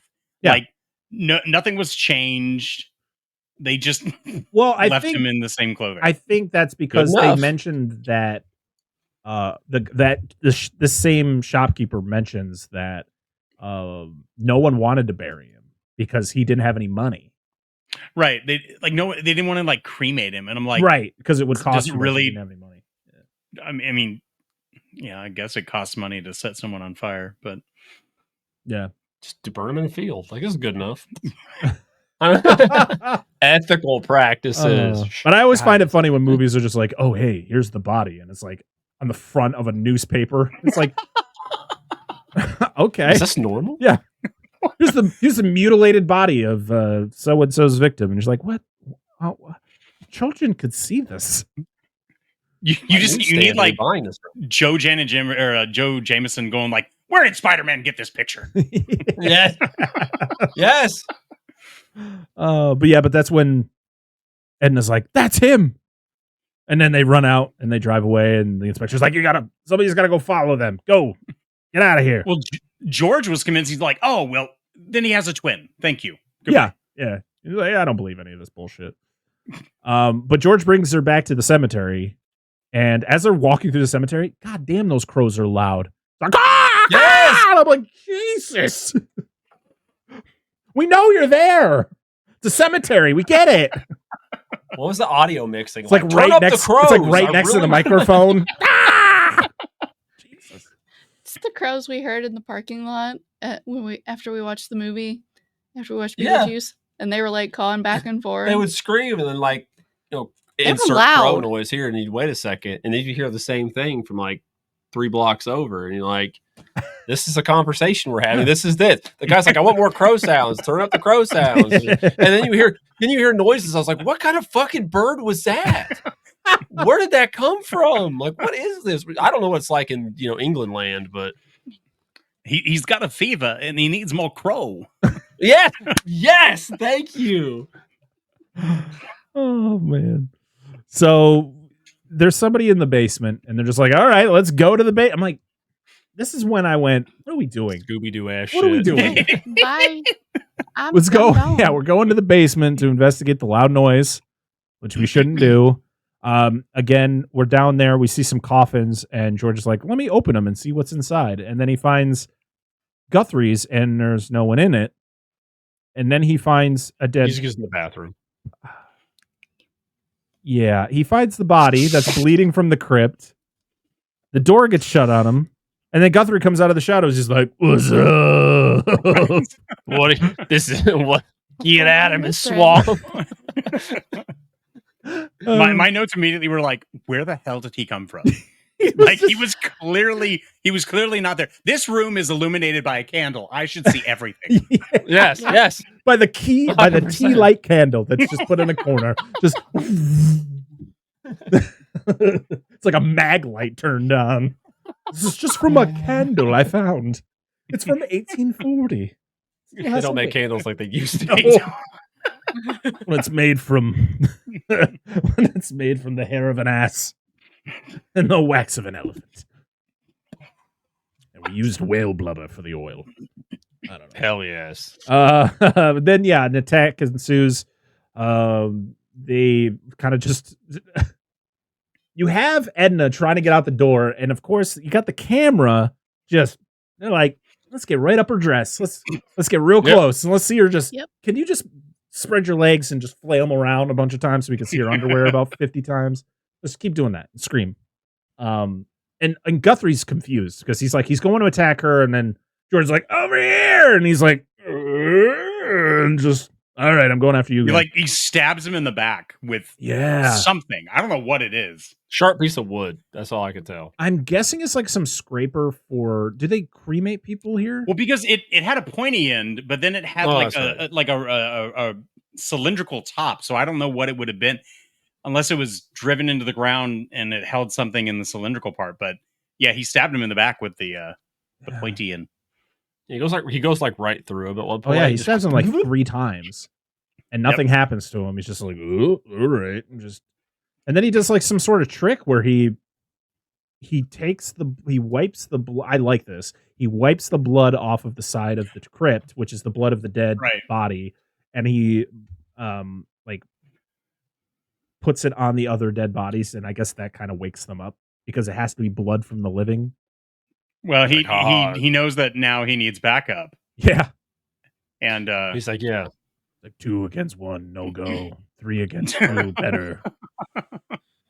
And he's like, calls forth the power of his STD, and he transforms it with blood. Like, here you go, you, and here you go, you. Eyes is the fastest transmission. The power of herpes compels you. Yeah, that's right. Dubala, give me the power, I beg of you. Yes, I'm sorry about the herpes. Someone needs to make a cut as he's like dipping, in the blood, and then like tapping the eyes, and it's like tainted blood, tainted blood. You might want to get tested. So yeah, we get an escape plan where they see that the crypt that the dead body was in has an opening, so they're gonna crawl, get up there, and we get the longest bout of tug of war ever, where George is getting pulled by all these zombies, but it's in like slow motion, where it's like there's 3 zombies against him, and he is not in a good position, where they should have easily just went like yoink, but instead it's like just pull him. Don't pull him too fast. We need the shot to last for like 5 minutes.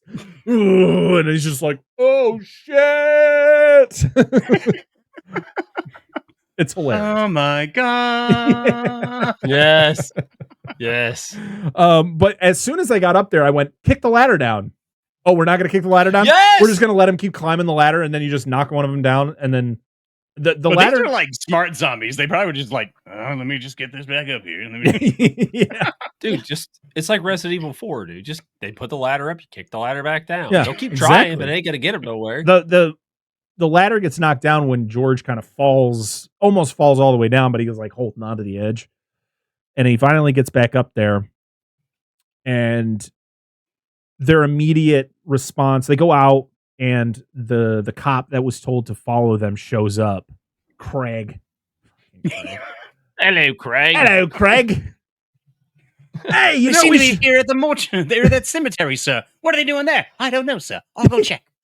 That is every just cop, other than the inspectors, like, all right, well, I have their location. They're at the cemetery. What are they doing? I don't know. Like, that's every conversation. I just got here. You know what, sir? Why don't you come here? Huh? Yeah. So give me some backup. Well, again, he helps her out of the hole, and he like drops his radio and doesn't pick it back up easily. There was no one chasing them at the time. He could have easily like, oh shit, I probably should grab that. I was like, oh damn, my radio. But they run away, and then George ends up escaping too. And when George shows up, he's like, let's go inside. And I went, no, run to your car and drive away. What are you talking about? But at this point, the other zombies are also like coming out of the entrance that was locked that they couldn't get out of beforehand, and no explanation as to how. No. It's the teleportation power. Yeah, he had to, because that's what he left. Guthrie, I think Guthrie is the only one who has the teleportation power, so he probably teleported to the door, unlocked it for him, and just like and then teleported back to his original position. He's like, they'll never suspect a thing. Call everybody. But yeah, going inside this church, I was like, what? Why? I love that in like this little like priest bedroom office, there's a gun on the wall. Like, why would the priest need a gun? The smallest rifle I've ever seen. This thing looked like it was for children. It looked like it was like a little baby, like side-by-side shotgun. Yes. Yeah. It was like that's like Farrell was so tiny when he was like poking out the door. I was like, oh, so pencil cute, thin. so cute. Like, don't grab it too hard, you'll bend it. I want to say it's 410, but I think it's smaller than that. Like, I don't know what fucking shot this is, but it was crazy. Dude could have literally bent it just by grabbing it. I know. I was waiting for that. Had like that Looney Tunes ass where you like folded the barrel into like a Britain and then like, or he aims it back at the person who's actually shooting it, like a bullet's gonna curve like that. That's not how a gun works. What is it like the first Harry Potter? Hagrid's like, oh, shut up, Dursley, you old prune, and he bends the gun. Yeah. Yes. That's it. Yeah, which then shoots the ceiling, which doesn't make any sense. That's not how a gun works. That's not how firearms work. blows up Verdon's hands. Ah! Harry Potter would have been so different. Oh man. And this one, Craig is just like stating the obvious. They're dead, right? No. You're wrong. Not at all. You're wrong. And then George talks about, oh, this is definitely that machine. The machine is doing it. I'm like, you're right, George. It is kind of the machine. It's doing it. You're not wrong. Boy, they really wanted to make Craig a hero, and immediately it just Backfires. Nope. He literally is like, all right, well, my radio is out there. I dropped it. So all I got to do is I'm going to go out there real fast. It's right around the corner. Really fast. I'm going to go out there. Don't do it, Craig. He's like, well, but you'll thank me if this works. The fun. What made me laugh was he mentions that his radio was out there before they barricade the door. And as soon as they finish barricading the door, he goes, we need to move this. I'm going to go out there and get my radio. It's like, why did we just spend all this time when you could have... What? Because movies got a movie. Yeah. Yep. Brad said that to me one time. Good old Brad. I will say, my favorite part about it is just all this time they spend barricading it, and Craig's like, I've got to get my radio, chaps. And then like moves two things and gets out the door. Yeah. It's like, it lasts a whole 2 seconds because he literally steps a couple feet outside the door and gets swarmed by them all. And as he's dying, he's able to call. It's the one throwing a headstone at him. Oh, and yes. His leg. His legs, yes. That was awesome. Those zombies are just like, yeah, yeet, and just right at the dude's knees. Right? Like, oh. He's just like lifting it up and he's like, Solomon Grundy, man. We'll pay it too. Oh, man. But yeah, this is when George sets fire to the mall. I love the deaths. Just the so it's bright lights and fire. Got it. Yeah. Like they go up. Even water saturated motherfucker just goes up instantly. Right? At that point, I'm like, we need fireworks. It's the best of both worlds. Yep. I would, dude, like it's weird. Like it's just like touch. Gone. So George and Edna escape. They go down to the cars and he's like, okay, I need you go get the help, go get the authorities, bring them back here. I'm gonna go. I think. Oh, he was gonna go back to the machine. Right. Yeah. He's gonna go to the farm. She's gonna go back to his sister's house or her sister's house. She flies down the road. She's gone, and he gets in the car, no keys. And I was like, oh, okay. Come back! So yeah, he literally gets. I was like, Edna, Edna, and then.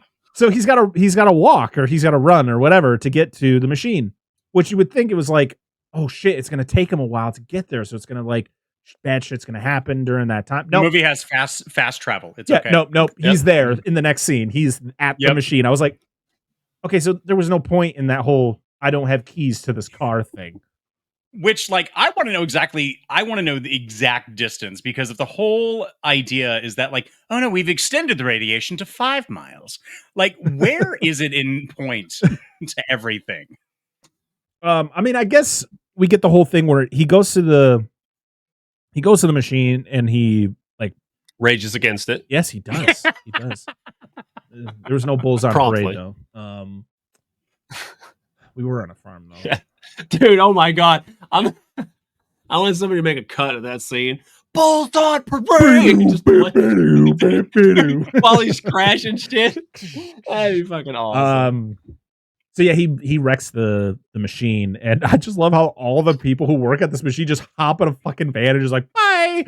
And I guess this is where the kind of not having a car kind of bit him in the ass, because he tries to get a ride with them, but he can't. That is the best scene ever. He's all like breaking all their shit. And then as they're about to, he's like, wait! Give me a ride! I need a ride!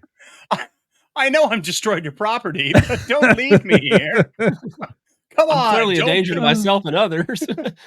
Don't be like that. Oh, man. So I think this is when Edna shows up to her sister's house and finds Martin's body. The officer was there first before she gets there. Right. Okay. And he's all like,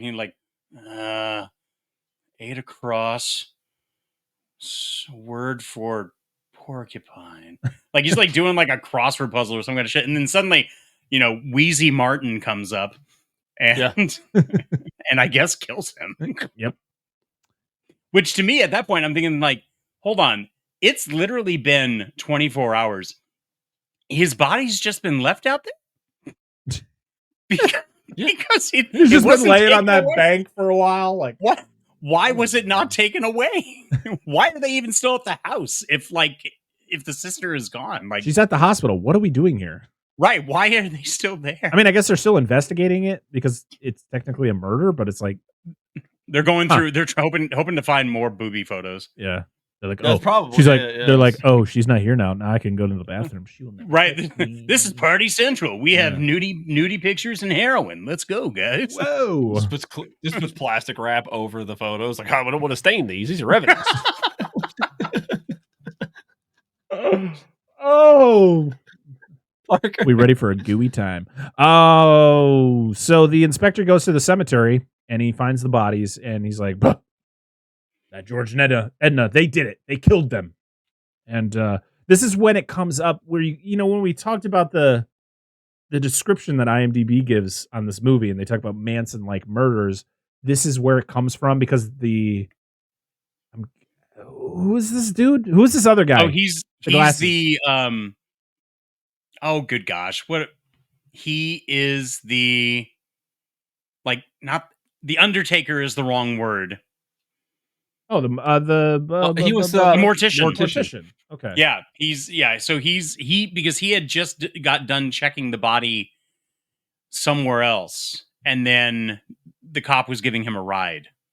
Yes. And that's why he tagged along. But this is when he mentions about satanic cults and black masses and just things like that. Oh, this looks like this could be what it is. And so that's when the inspector kind of believes that George and Edna are Satanists or, whatever.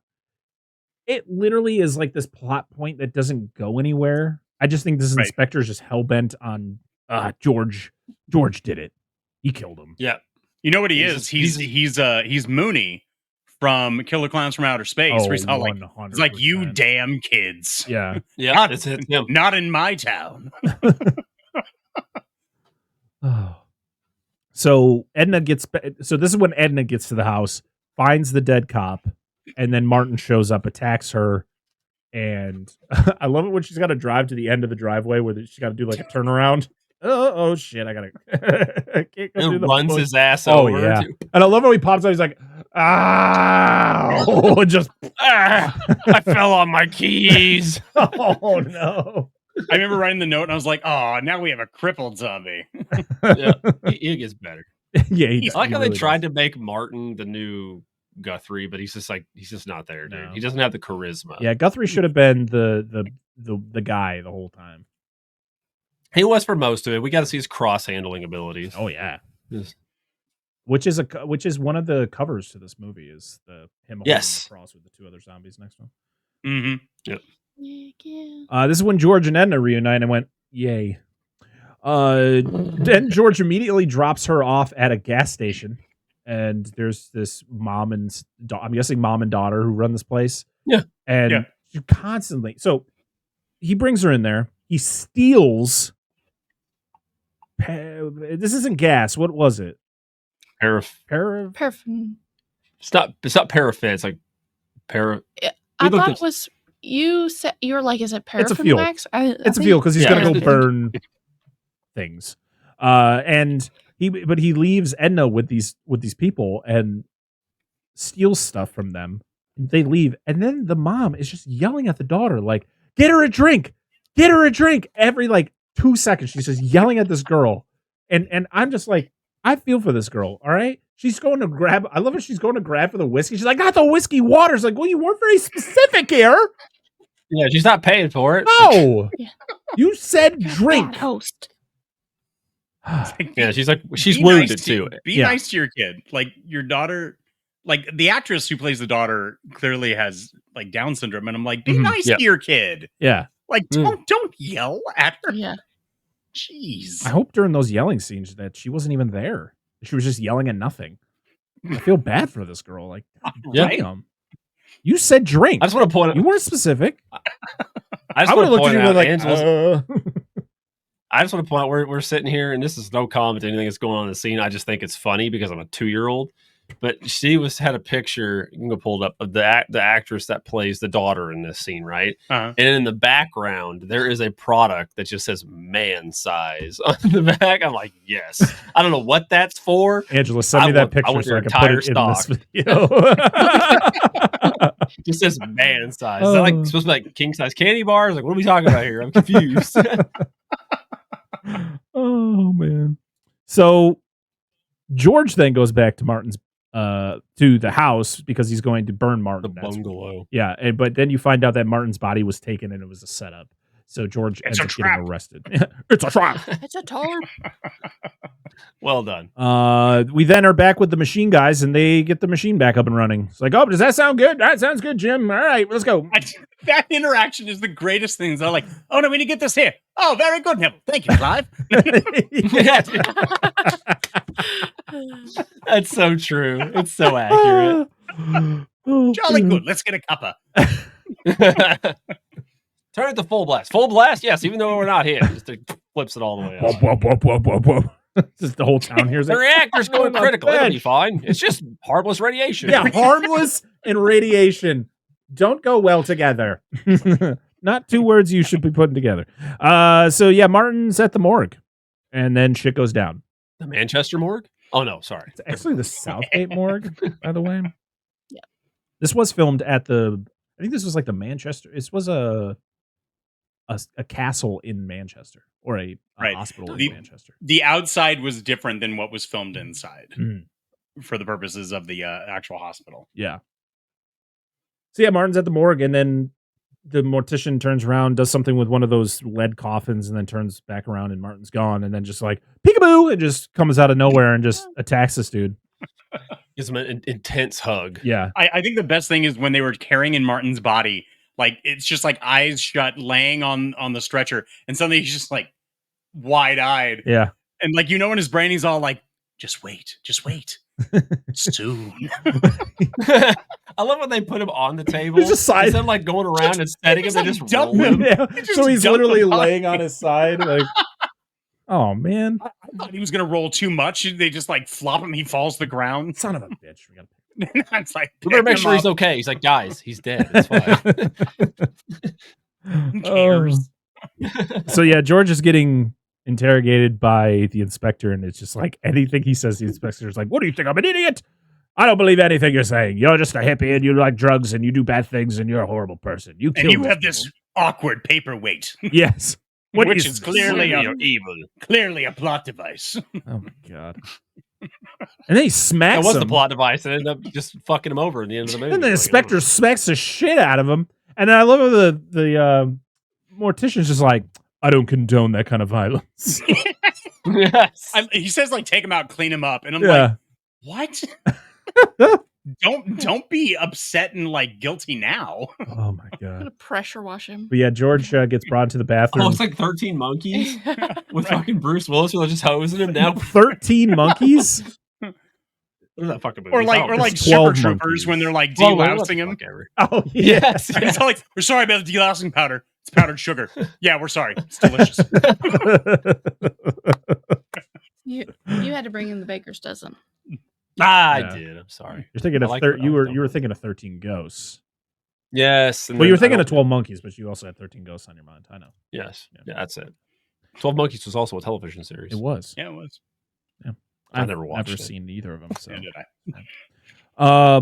But yeah, he goes into the bathroom to get cleaned up, and he does this trick where he like, just throws this bloody towel in the face of the cop and just jumps out the window. He's like, evasion. Hey, look, a distraction. And then just steals the cop car. I'm like, boy, you are digging yourself a hole right now, bro. This is bad.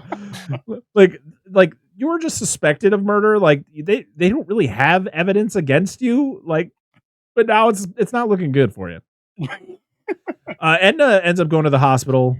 And this is when I was like, oh, so he's just going to leave the car? Because he like runs away after he finds out that Edna's not at the gas station anymore. He just runs away. I was like, you're just going to leave your car? But he just went up to make a phone call at the phone booth. And I was like, oh, okay. So he's still going to hop in that car. Because, yeah, we get this really crazy car chase where they just like, just like, they're not going very far. They're only driving like in the parking lot. 3 miles. Yeah. But this is when hits a gas pump and like doesn't explode like you would think it would in this movie. I was looking for like an inferno. He backed into it. Like, yep.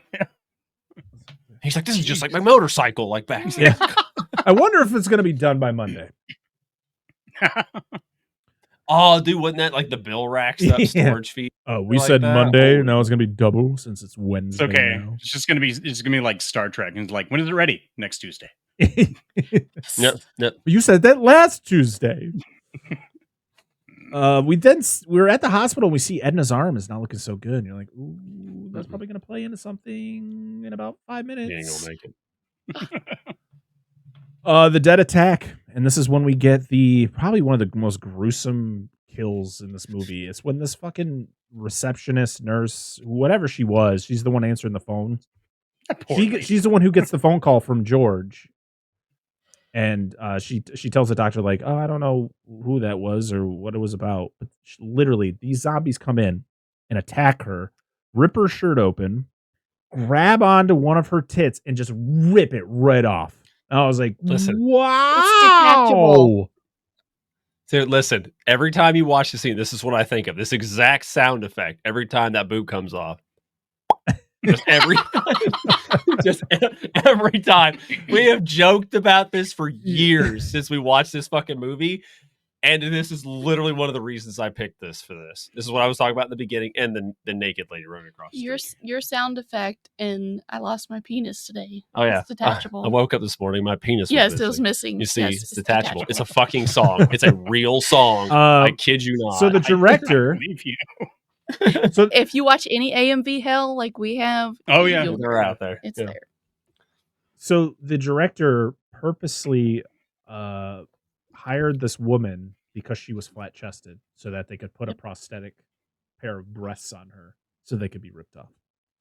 And you only see one, and then they pull like the hamburger steak out from her again. Yeah. Oh yeah, they do like no. the whole I don't know what they're pulling out Oh from my her god, penis. yeah, they rip her tit off and they Those are actual intestines.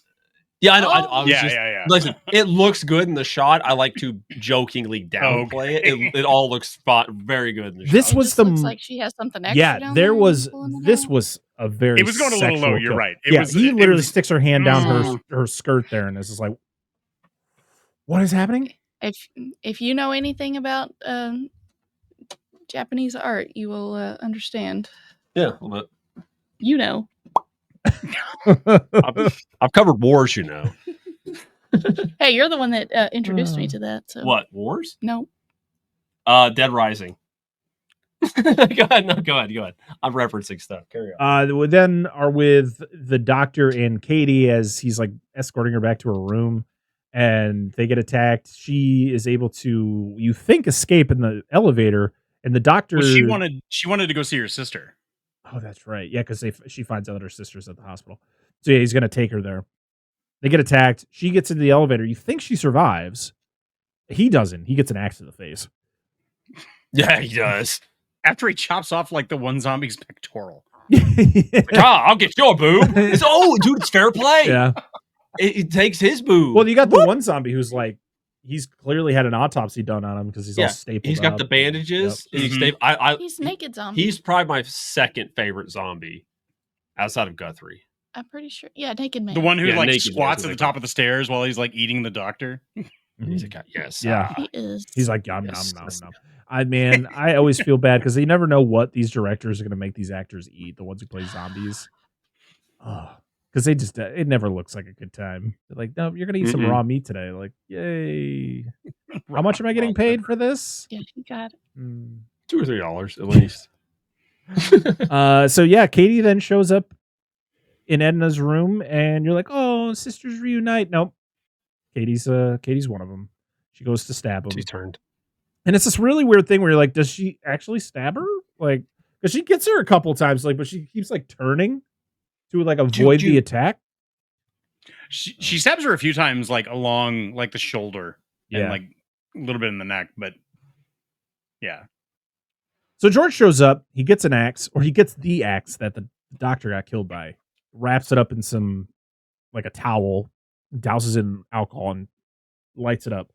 So he's got a flame. Takes a sweet ass time, mind you. Oh my god! Like how does it take this long for Edna to get attacked? Because she's literally pinned against the wall by like 4 zombies, and he's just like, I'll be right up. Like Well, 5 not only minutes. that, but like the nursing staff like ignores her. They're all like, "Oh, who's that screaming? Oh, don't worry, she's been like that all afternoon." Yeah, don't worry about it. It's normal. No, maybe you should check on that. But yeah, he uses the flame axe and sets a bunch of them on fire, and he saves Edna. Which, so Edna's shirt gets ripped too, but you never see a boob. Nope. They strategically are able to avoid her getting a nip slip. Yep. But they really wanted you to. Keeping our count to 5. But yeah, she's saved. At least you think. But nope, she's turned because the wound on her arm was when she got bit by Martin. Is that kind of the whole thing? Is that she got attacked by Martin?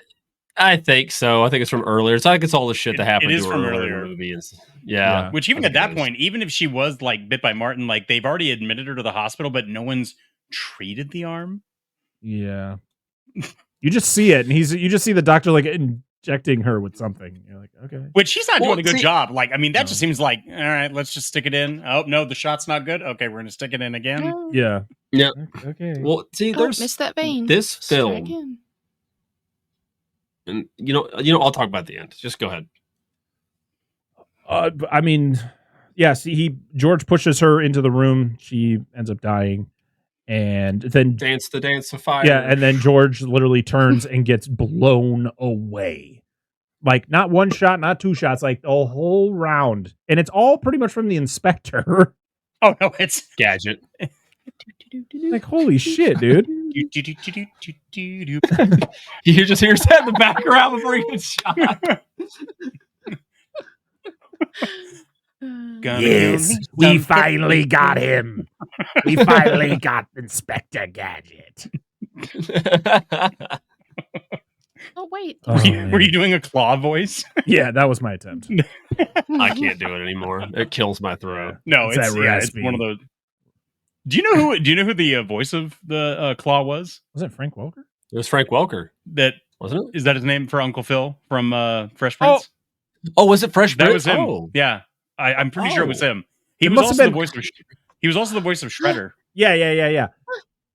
I think Frank. So from Maybe what I've I'm read, wrong. Frank Maybe I'm Welker, I wrong. believe, did the voice of Claw in like the early seasons, like the first like season or two, and then you might be right. Like as the series progressed, it could have been God, what the hell is his name?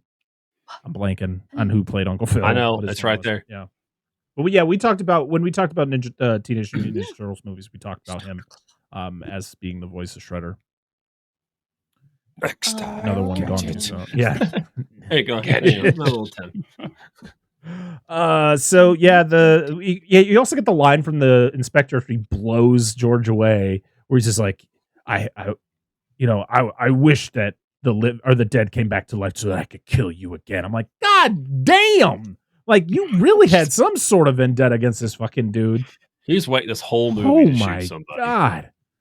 But then we get this whole thing where he's like driving away from the whole thing, and he's like, "Oh, we're gonna go back to the station." He's like, "No, I'm gonna go to that hotel, and just get some sleep." And it's like, isn't it it's the morning? But all right, I mean, you can sleep whenever. But then he's like, "Oh yeah, you're gonna be called a hero. Like you're gonna be a hero for all of this." And he's like, "Yeah, sometimes you just got to do the heroic things." And I was like, "This guy sucks. Fuck you, man. George sucked, but he didn't deserve getting blown away the way he did." God damn. And then you see the machine. They talk about the machine. You don't see it. Well, no, you see it, but they talk about the machine and like, oh yeah, it's like there's like getting rid of all the pests and the parasites and all that, and it's gonna be great. It's gonna be like miles upon miles. They're gonna be able to do this. Apple harvest is going to be great this year. Yeah. I'm mad for apples. And I just thought of Rick and Morty, the episode where Jerry goes to the simulator and he like thinks of the slogan for his company. He's like, hungry for apples? Yes, my man. So yeah, the inspector gets back to the hotel and Zombie George is there again. How the fuck did he get there? Quickly. How did he get there?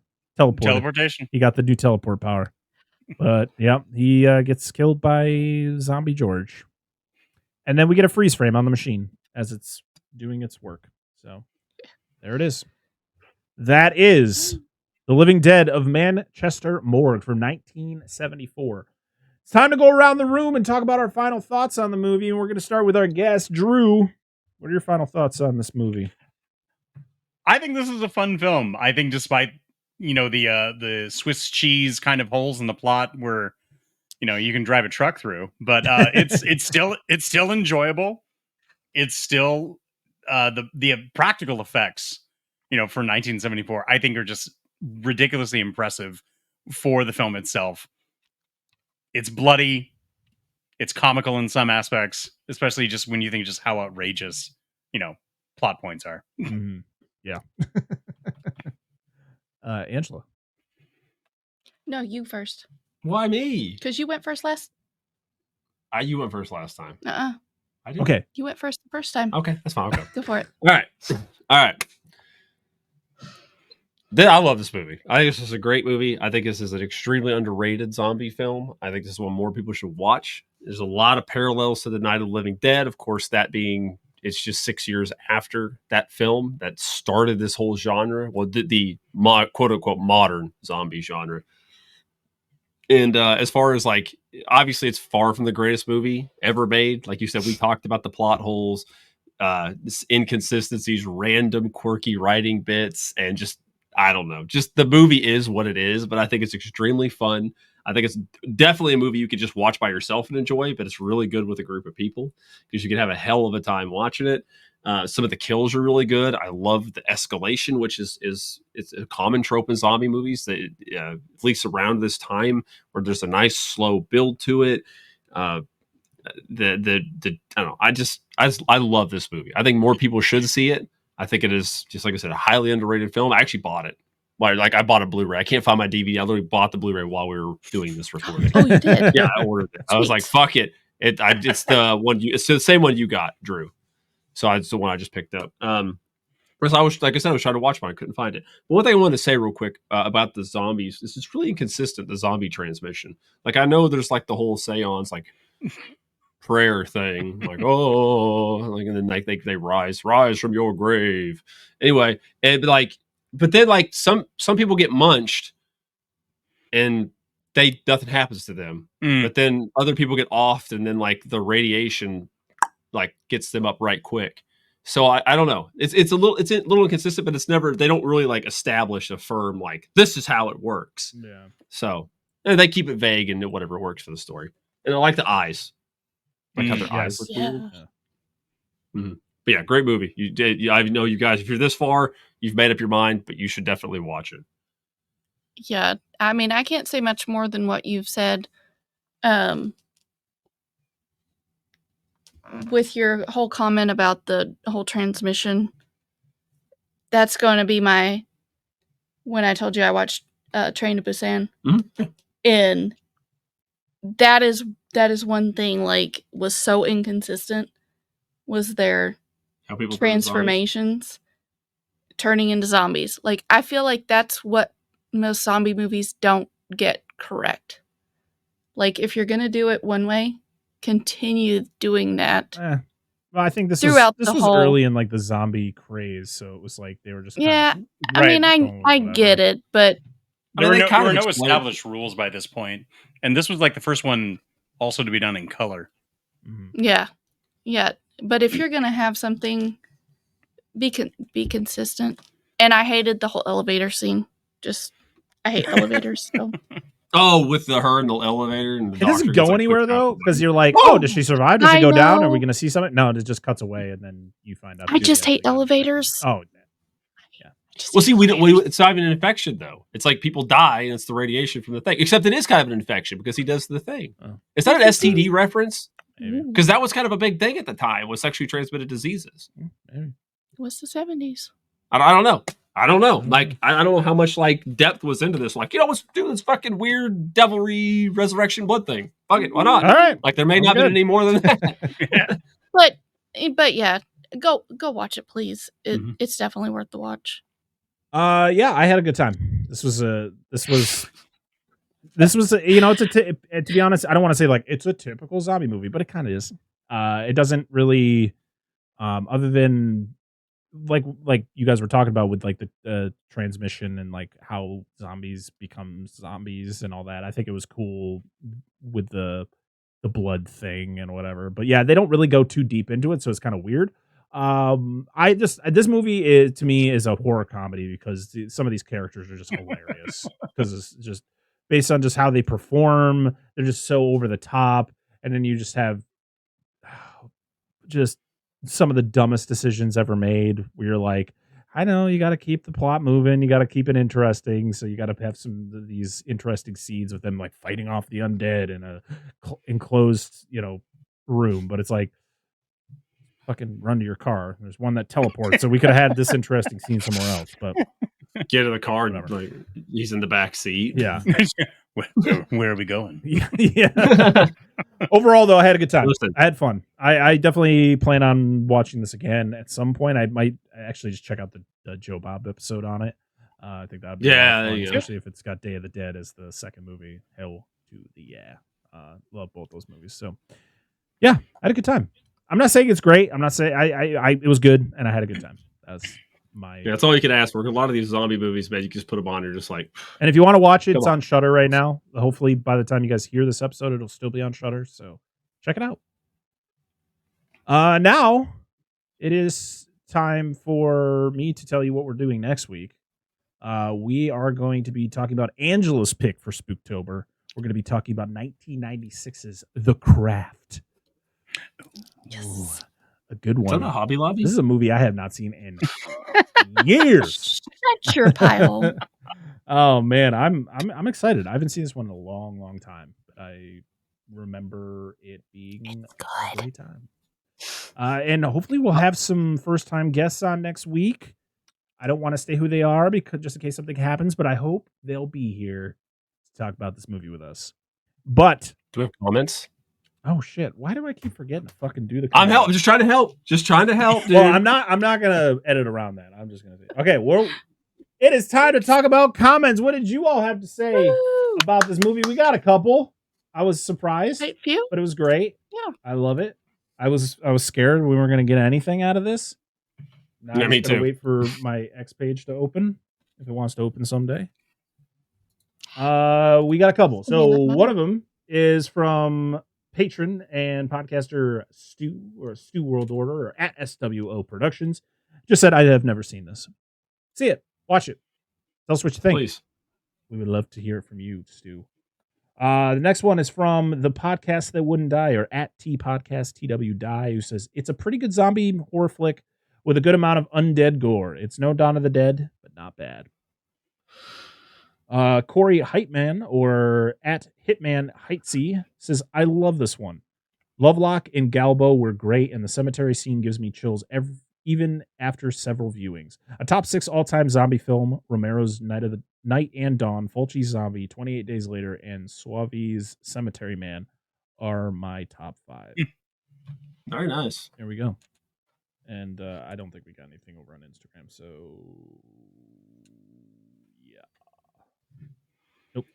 all right. Well, thank you to everybody who left us a comment. Make sure to follow us on all these social media apps at Dissect That Film if you want to comment on the movies we're going to be covering on the show.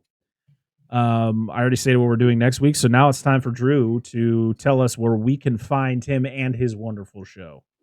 Oh, gosh. All right. Well, you can look for us on Facebook and Instagram. Search for The Real Feels Podcast. Over on Twitter, we are at Real Feels Pod. You can always just find us on any podcatcher out there. We'd love to have your downloads and have you listen to some episodes, talk some movies with us. Heck yeah. And all the links will be down in the description for everything that Drew does. So make sure to check it out. Drew, thank you so much for being here. It was absolutely an honor to have you on finally. And it was a blast. This was so much fun. Yeah. This was a hoot and a half. Yes. Yeah. Thank you. Can't wait to have you back on, hopefully soon. Yeah. As for all the other fun stuff that we like to talk about at the end of the show, you can find us, like I said, on all those social media apps, Dissect That Film. We're on Patreon, patreon.com/Dissect That Film, where you can financially support us, get some extra goodies like early access to episodes, blooper reels, access to polls for our final episodes of each month. Even the free tiers can join in on that fun. And then for the highest tier, we have a Patreon exclusive show called The Monster Zone, which is a show hosted by Dan and Angela, where once a month Angela's dropping the monster. Well, once a month we spin a wheel and we talk about a monster movie. And for October, what are we doing in October, guys? The Crater Lake Monster. There it is. Yeah. What is that, from 1960 something? 77. Okay. 77. Going back to 77. Yeah. Right. I assure you, We are not the in last the thing I 50s remember, anymore. spoiler, is it's better than the Loch Ness Horror. Well, anything is That I better than remember. that abomination. I was gonna say it doesn't take much. All right. So yeah, that is our October pick for the Monster Zone. So if you want to financially support us, you can do that by going over to Patreon. If you can't do that, that is perfectly okay. Please go to your favorite podcast app and leave us 5 stars. Leave us a review on Apple Podcasts. Even Spotify has them now, which is really cool. So make sure to leave us 5 stars and do all that fun stuff. And if you're watching us right now on YouTube, make sure to like, comment, and subscribe to the video, to the channel. It's all free. We love listening or reading your comments. We can't listen to your comments, but we can read them. So do that. That's cool. And it makes us feel good, you know. Hi everybody. Hey YouTube. What's going on? All you industrious little people. I think I got everything. The last thing I have to do is thank our wonderful patrons.